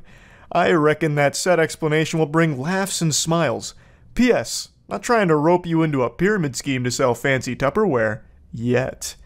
He's trying very hard to be self-aware, and when he starts sending his voice memos to her, he reiterates 1,000 times like, this is weird, you're probably gonna think I'm weird, and then just keeps doing it. He sends so many voice messages that go for a long, long time. It's making my voice crack because of how fucking embarrassing it is. And you want to know the wildest part? I'm getting ahead of myself, and it's a spoiler. He has done this to multiple women, apparently. Other women have come forward after this tweet and all of this, the receipts here and all that went viral, with other women showing their interactions with him, and he even uses like the exact same lines on other women, which is really odd considering that has to be a 0% success rate. These can't be working well at all. It's so weird. So she decides to play ball here and open Pandora's box to see what comes out. She says, explain away, and he gives a brief, you know, cool guy thing. Oh god, I just spent 60 minutes singing to seniors and man am I drained. But fuck it, I can do this. He's hyping himself up in the text messages he is sending to this girl. It is so embarrassing, and he keeps doing it, but it gets worse because right after that, he sends a voice message. Hey, Kelsey, how's it going? Don't mind me, I fucking hate texting. I think we're all better without it, so I usually use one of these when I can. Also, I don't know if you've ever seen that Key and Peele skit, but that's how I feel about texting. I could go on. Anyway, I just want you to know right off the bat, I fully accept how fucking weird this is. I'm sorry, but like I said, I think if you give me a second, you'll probably end up laughing, and not that you need my permission, but feel free to just laugh directly at me for being a fucking idiot, for I am surely about to embarrass myself right now. I do appreciate your stamp of approval. I and everyone else will be laughing directly at you for this, and I appreciate that you recognize what an unbelievably weird thing it is to do. I don't know why you keep doing it. This is the first of many voice messages he sends, even after recognizing this immutable fact that it is weird and embarrassing. And sorry for the delay. I was going to get back to you, but someone called about a gig tomorrow and I'm trying to help them find a musician. Also, I'm not sure if I'm fucking funny anymore. I just spent 60 minutes, like I said, playing guitar and singing to a room full of senior citizens, but the room was stuffy and hot. I had to do it with the surgical mask on, and I'm not sure if I have any funny or social energy left, but I'm going to try. I'm going to try and fake it right now. So thank you for your understanding and patience, and here goes nothing. I'm a fucking idiot. Enjoy.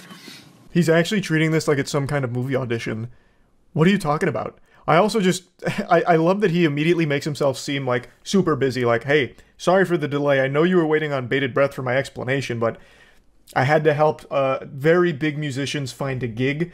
You may have heard of them before. Bring Me the Horizon. Yeah, I'm the lead singer. So I had a lot going on. I was double booked, so I had to give them a different band. You may have heard of them, Metallica. But anyway, let me go ahead and explain what's going on. I just finished one of my own gigs, in fact, so I'm a little drained, but don't be perturbed because I'm going to do my best to fake it. So stay tuned for part 2. It's coming right up. Like he's about to go through his stand-up comedy routine, which, you know, you don't want to miss. In the trenches of online dating for a couple of years, so I definitely know how to identify the kind of person I'm like, if nothing else, the world would be better if we were friends. So hear me out. First of all, I never fucking see that shrug emoji. No one else uses it. It's typed into my phone. If I type shrug with 2 G's, it just shows up. Same thing on my laptop. Like, I'll use it in work emails. Fuck it. So right away, I'm like, interesting. I don't get it, though. She's cute. For how pretty she is, she should be boring. Why does she seem kind of strange in a good way? That's a spectacular start right there.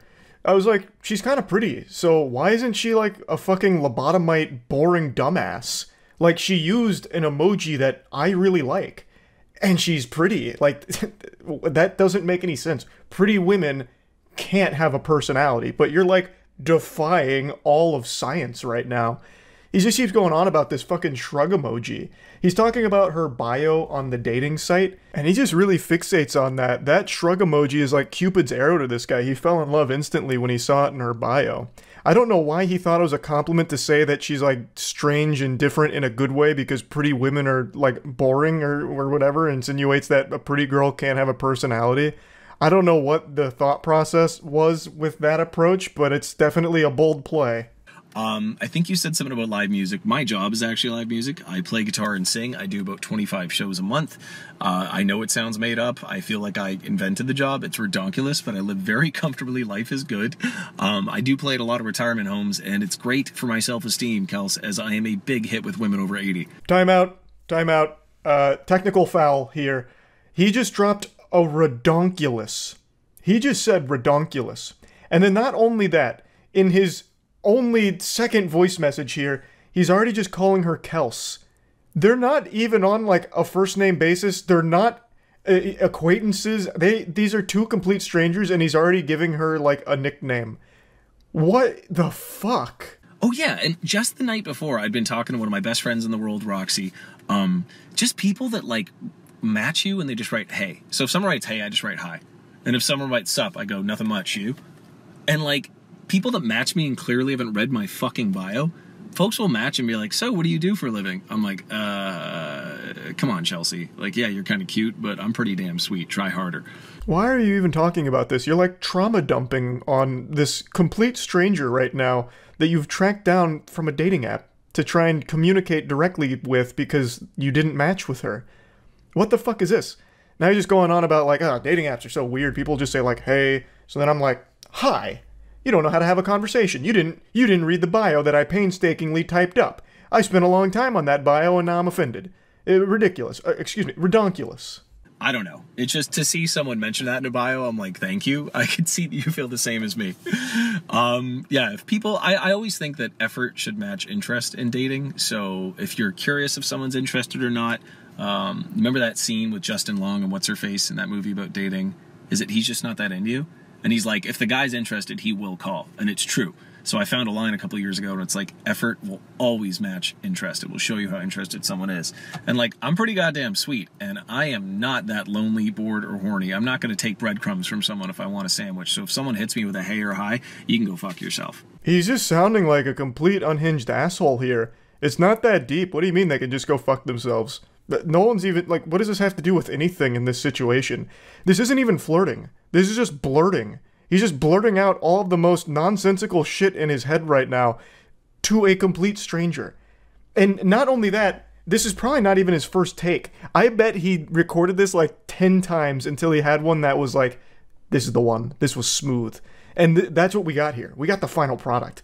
This isn't even like the first draft, I doubt. That's mind-blowing. I'm worth more. Damn it. This is where the Kelly Clarkson song comes in. Yeah, no, your bio is just, there was so much intentional effort put in, and honestly, the more I scroll down in the pics, I'm like, this does not match up. I don't want to sound like an asshole. Like, attractive people can also be interesting and funny, but it's just incredibly rare. I speak for myself, because I'd like to consider myself one of those. That's the end of Chapter 2 from the voice memos, but don't worry, there's still a finale, and it's the extended director's cut. The next one's over 5 minutes long. Also, he doubles down on this whole, like, yeah, you're, like, pretty, but you have a personality, which that just does not happen. I don't know why he thinks that that's some kind of, like, grand compliment. It's very odd. Now, before playing the 5-minute, 30-second monologue here, he must have seen that she listened to it. He's like, ha, gotcha! Yeah, I gotcha! Red-handed, you listen to it. Curiosity got the better of you. And then she says, dude, so you saw me on Bumble and found me on Facebook? How? Clearly very creeped out by it, understandably. And then he goes, oh, I honestly just typed in Kelsey and I guess I got lucky. I figured because you put live music we might have some friends in common or something. I blame Zuckerberg, and then laughing emoji. Which contradicts everything that he's said here, because he's constantly talking and referencing her bio, which I think is referring to her dating profile bio, especially because he does mention, like, online dating with hays and highs and shit.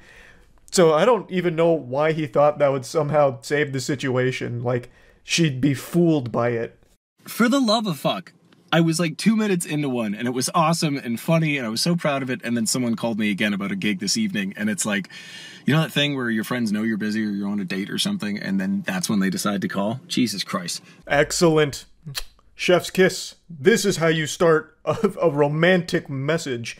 Ah, for the love of fuck. I was in the middle of something spectacular. You were gonna love it, Kels. You were gonna love it. Trust me. But then one of my fucking asshole friends called me about a gig because I'm so busy being a successful live musician. Can you believe that, Kels? Can you believe that? It's like those things, you know, where like we both go on dates, right? I go on dates. Clearly, you go on dates, and sometimes when you're just busy, people call. It's Jesus Christ. But yeah, no, your bio was just the fucking bee's knees. I mean, listen, top 3 in like the hundreds or thousands I've seen. It was just, I don't know. I'm a very good judge of character, and you just seem like my kind of person. And I'm not saying we're star-crossed lovers. I don't know you, and you don't know me. That's 100% correct. You don't know each other. So why are you doing this? This is not how you get to know someone. This is concerning. Also, you should never admit to seeing hundreds or thousands of dating profile bios. That makes you sound very desperate, that you spend all of your time on these dating apps, perusing it, cruising around, and if you don't match with someone you found attractive or interesting based on their bio, you go out of your way to find them elsewhere to try and talk to them, which is very scary behavior. I fully accept how strange and unconventional this is. I got a vibe and I figured I gotta go with it. I was like in a really good mood that day. I don't know. I'm totally winging it. But yeah, a lot of my close friends are women, and everyone, unfortunately, has a couple stories of having to block someone's number, or an ex just won't leave them alone, or going to the cops. Fuck, dude, I've had to block a few numbers of crazy people that didn't know they were crazy. So I really, really apologize sincerely if this in any way, like, triggered that, or it was weird, or whatever.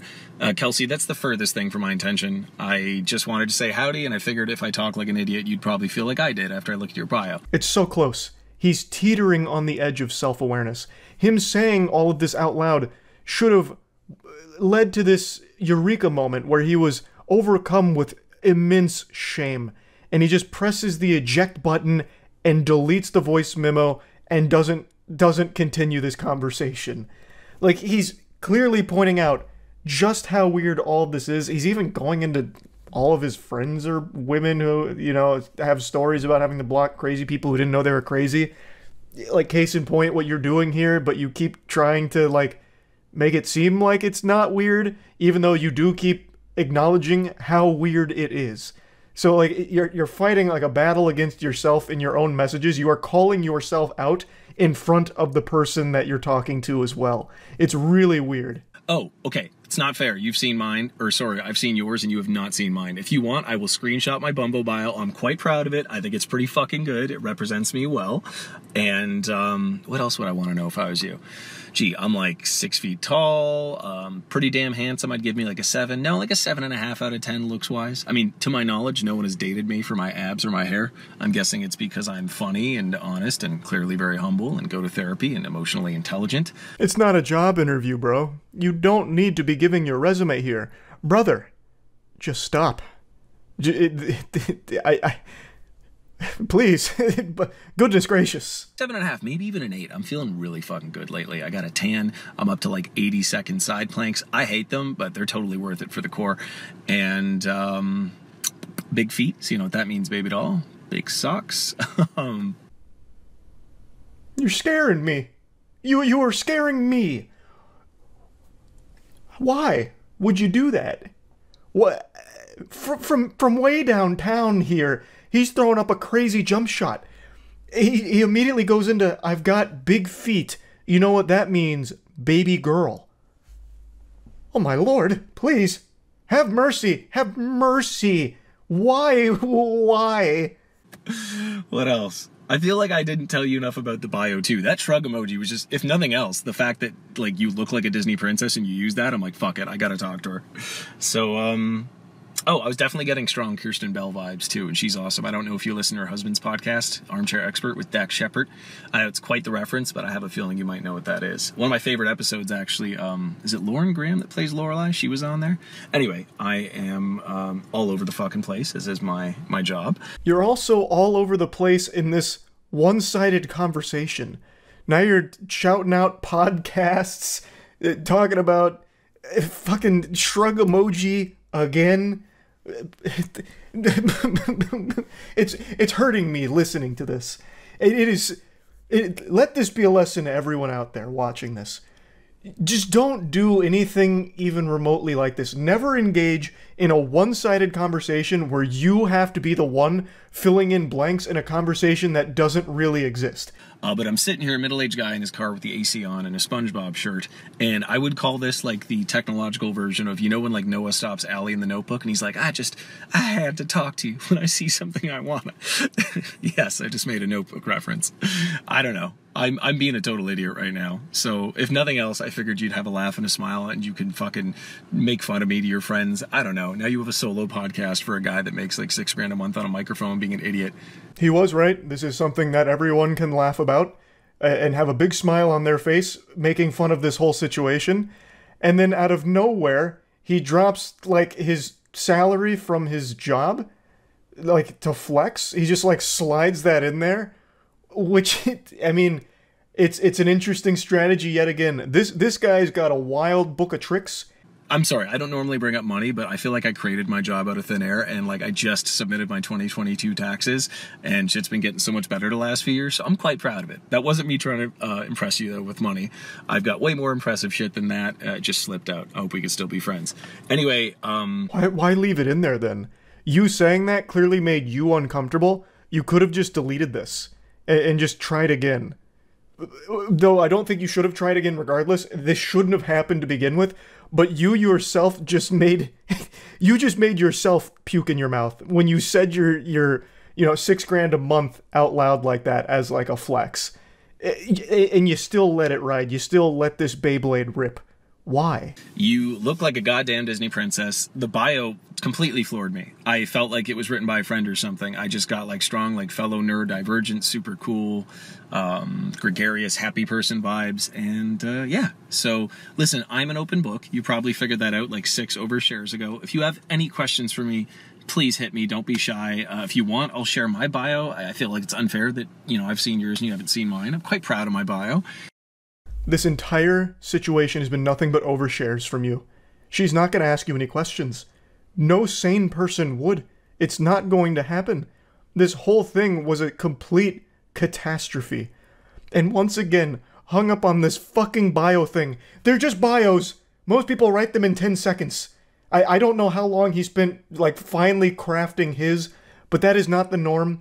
I'm sure she didn't spend days coming up with her bio on here. I don't know how it resonated so strongly with this guy, but I bet after this whole song and dance, the woman here immediately just deleted her whole account, or at the very least removed the bio entirely.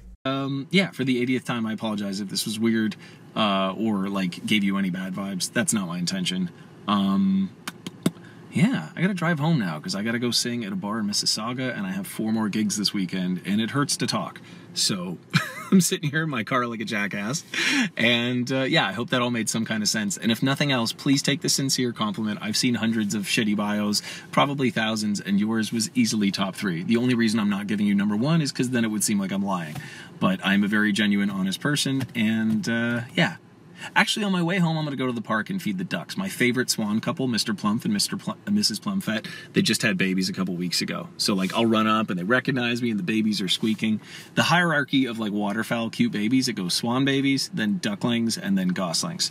But, yes, I may or may not do that 4 to 7 times a week. I'm a huge animal lover. Dogs are better than cats. Cats suck. Sorry if you have cats, but I'm sure your cat is cool. That was one of the most peculiar lies I've ever heard.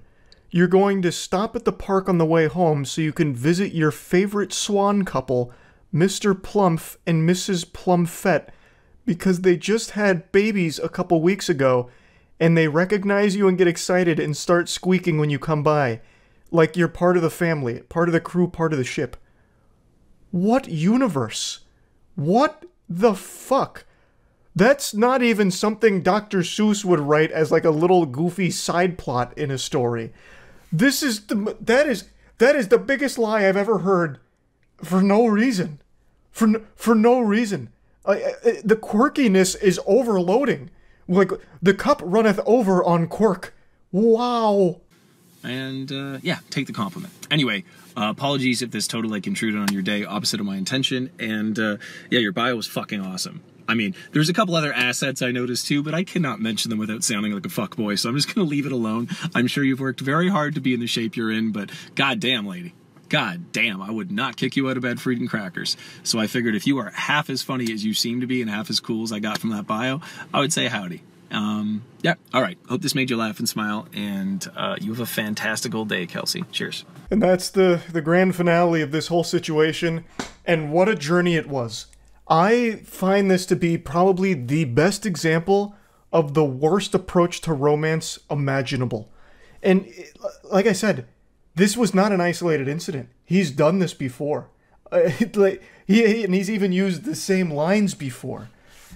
Which is it's so wild. It's so wild. I had to talk about it. I had to. So yeah, that's really about it. So yeah.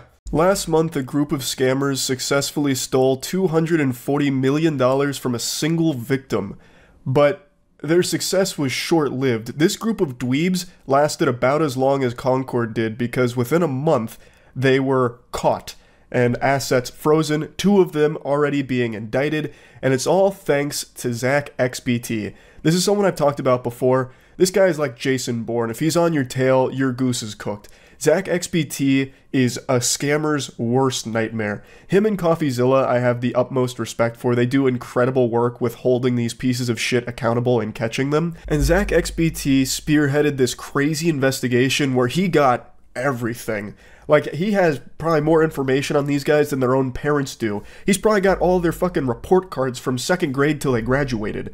It is wild. And there's also video footage of them committing the crime. These goobers got the biblical smackdown put on them by Zach here. And since there's video recording of this, we get to hear from them, and holy shit, you get to hear just how sad and pathetic these dweebs are.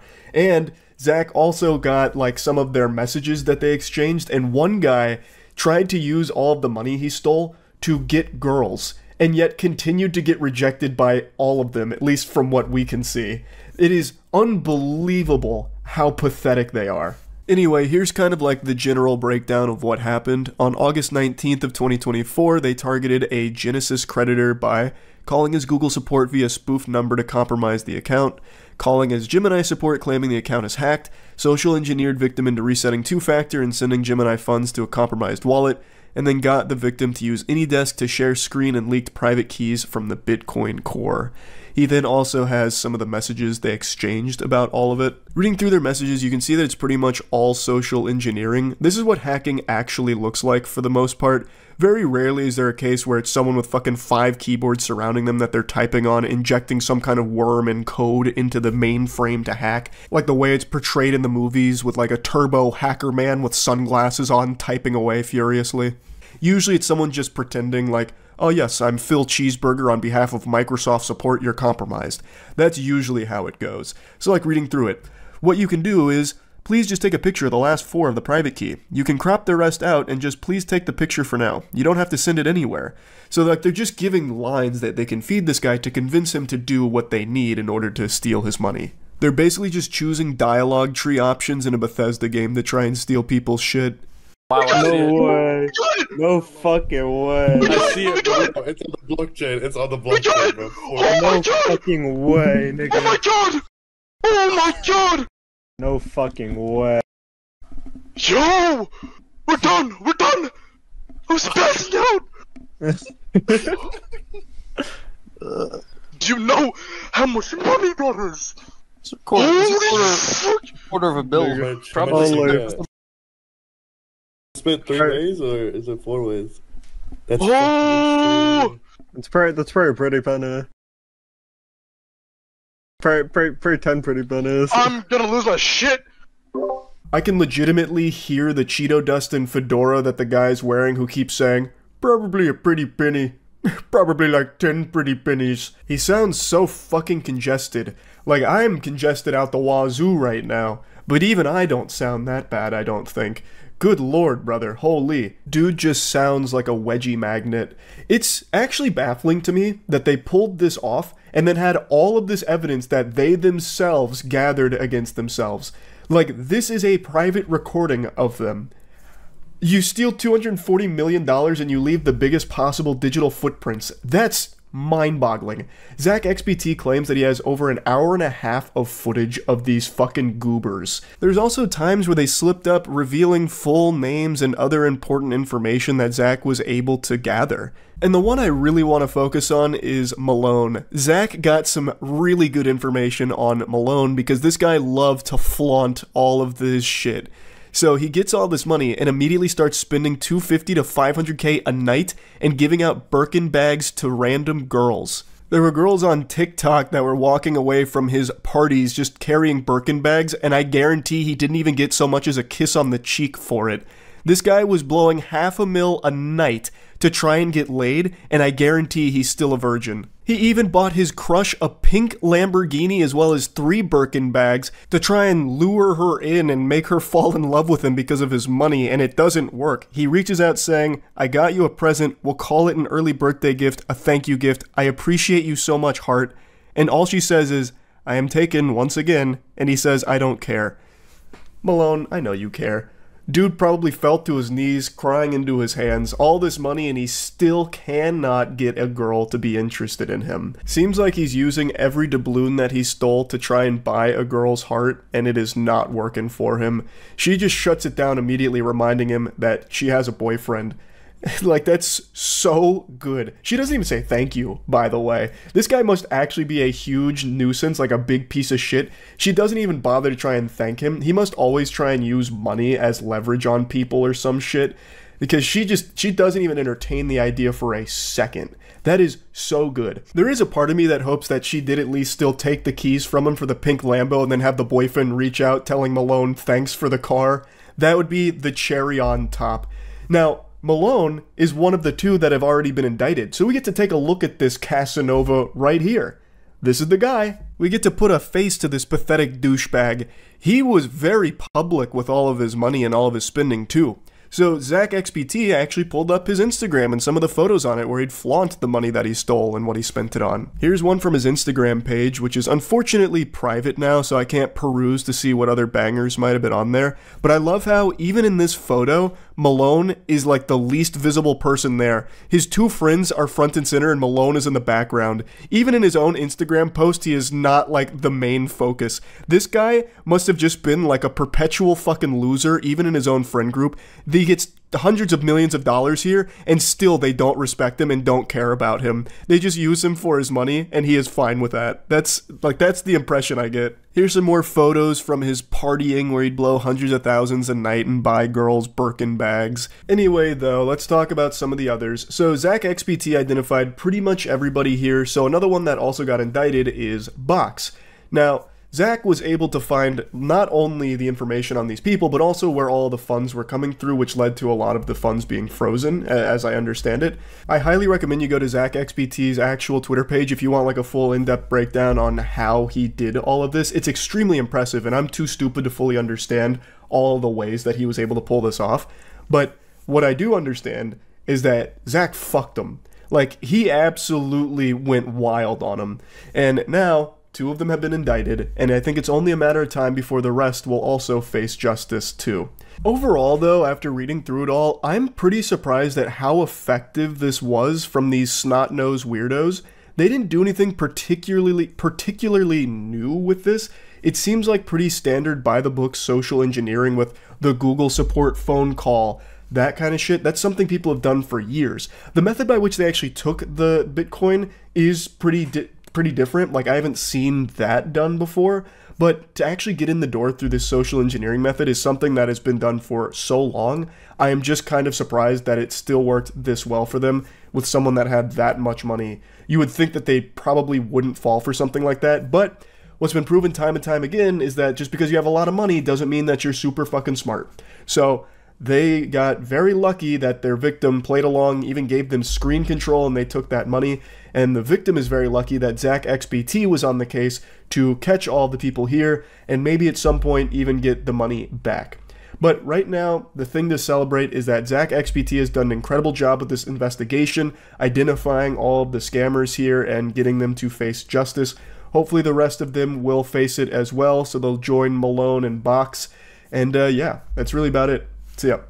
Boy, oh boy, do I have some good news for you today. It's time for a little holly jolly celebration because Santa Claus came early with the gifts. This loser has finally been arrested.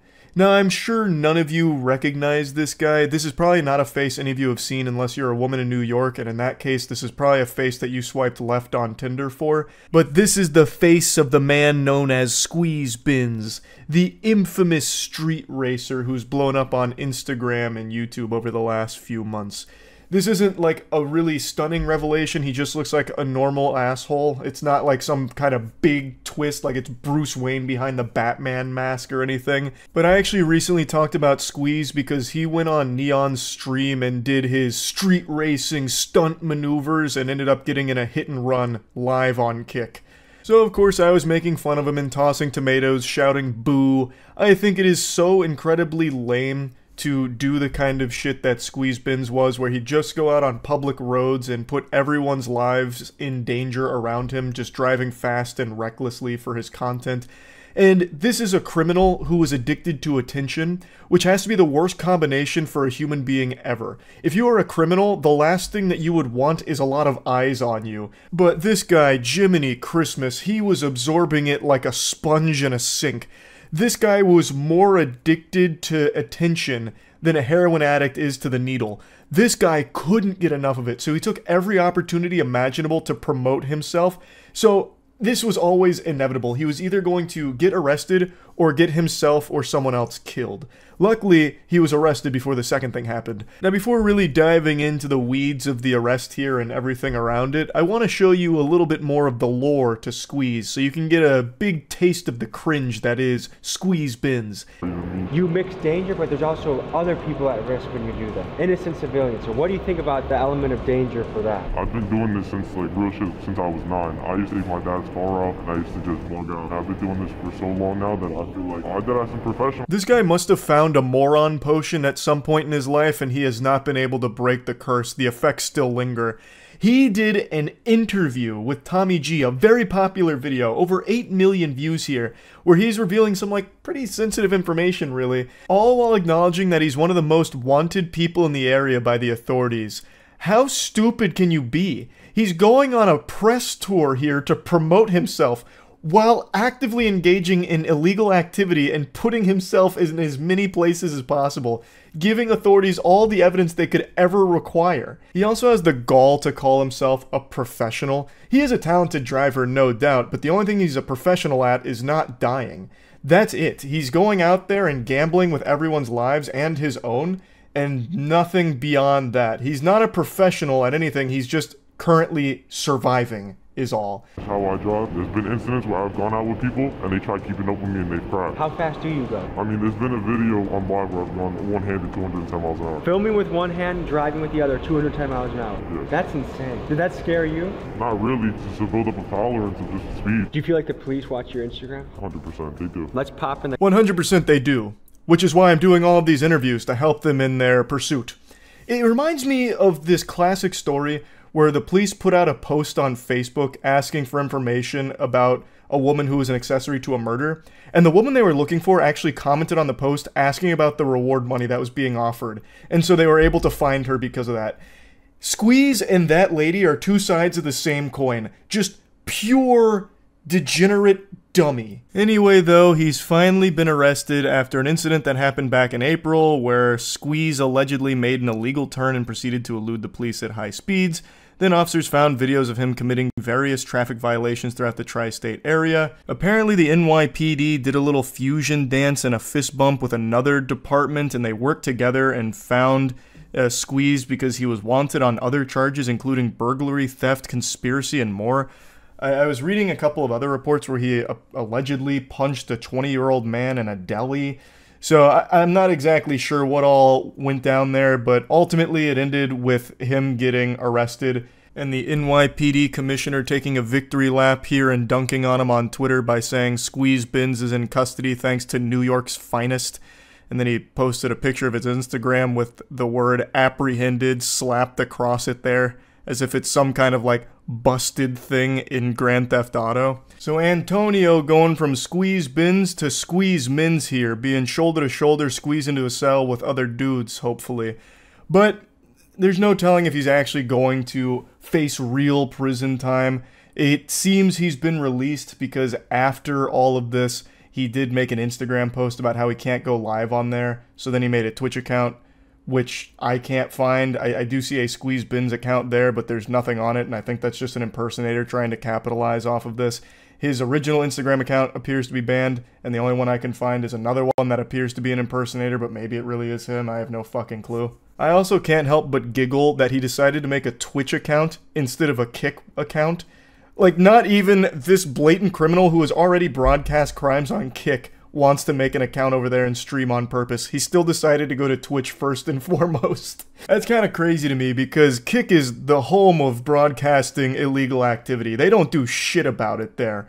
They give you like a subtle thumbs up because it's driving more traffic to their site. That should be home turf for Antonio here. Squeeze bins would be hoisted on their shoulders like a golden goose. And yet he still said, ew, I'll just go to Twitch instead. That boggles my mind a little bit. I did laugh when I read that he made a Twitch account. I wish they'd make an example out of him here. He's not like the only one doing this kind of content, the lone alpha wolf or anything here. This is a pretty popular niche of content online where people just put on a helmet or wear some kind of mask and then just commit crimes. And like taunt authorities driving around recklessly, endangering a bunch of innocent people's lives on the road for content and views on Instagram and YouTube and shit. He is far from the only one doing this. So I think if they would actually give a fuck here and pursue real serious charges and actual repercussions for his actions, it could help to dissuade others from pursuing this. At least I would hope. I would really like them to not play softball here and actually do something about this. He has been caught. Hand in the cookie jar here. He has all of this evidence that he himself has compiled about his crimes and how he's not remorseful and will always continue to do it, most likely. Why the fuck would you just give him a slap on the wrist? It's also more than the dangerous driving. He apparently beats people in delis, at least according to some of the reports here. Like, this is not someone that they should just be playing like patty cake with here and saying, hey, don't do it again. All right, now get out of here. Come on, scram. Like, this is something that they should be taking far, far more seriously. I really hope that his release is a temporary thing as they build up a meteor case against him, so that way he'll actually get thrown in the slammer. There's just no excuse for it at all. Just going onto public roads and compromising everyone's safety for your content, I just think it truly super sucks. And I think the fans of this kind of content are extraordinarily annoying. So there are still like squeeze bins enthusiasts that are losing sleep over this, thinking that he's done nothing wrong. Nobody got hurt, even though in his interview with Tommy G, he says that people have tried to emulate him and they have crashed. So people have literally gotten hurt. He also did get involved in a hit and run on stream, but whatever, I suppose. Just go ahead and ignore reality here and continue to live in fucking delusional Narnia land. But, you know, hey, they're squeeze bins guys. Of course they wear diapers and eat glue. Is what it is, I guess. But I'm just super happy that he's finally been arrested, and I can only hope that they do throw the book at him. So yeah, anyway, that's really about it. See ya.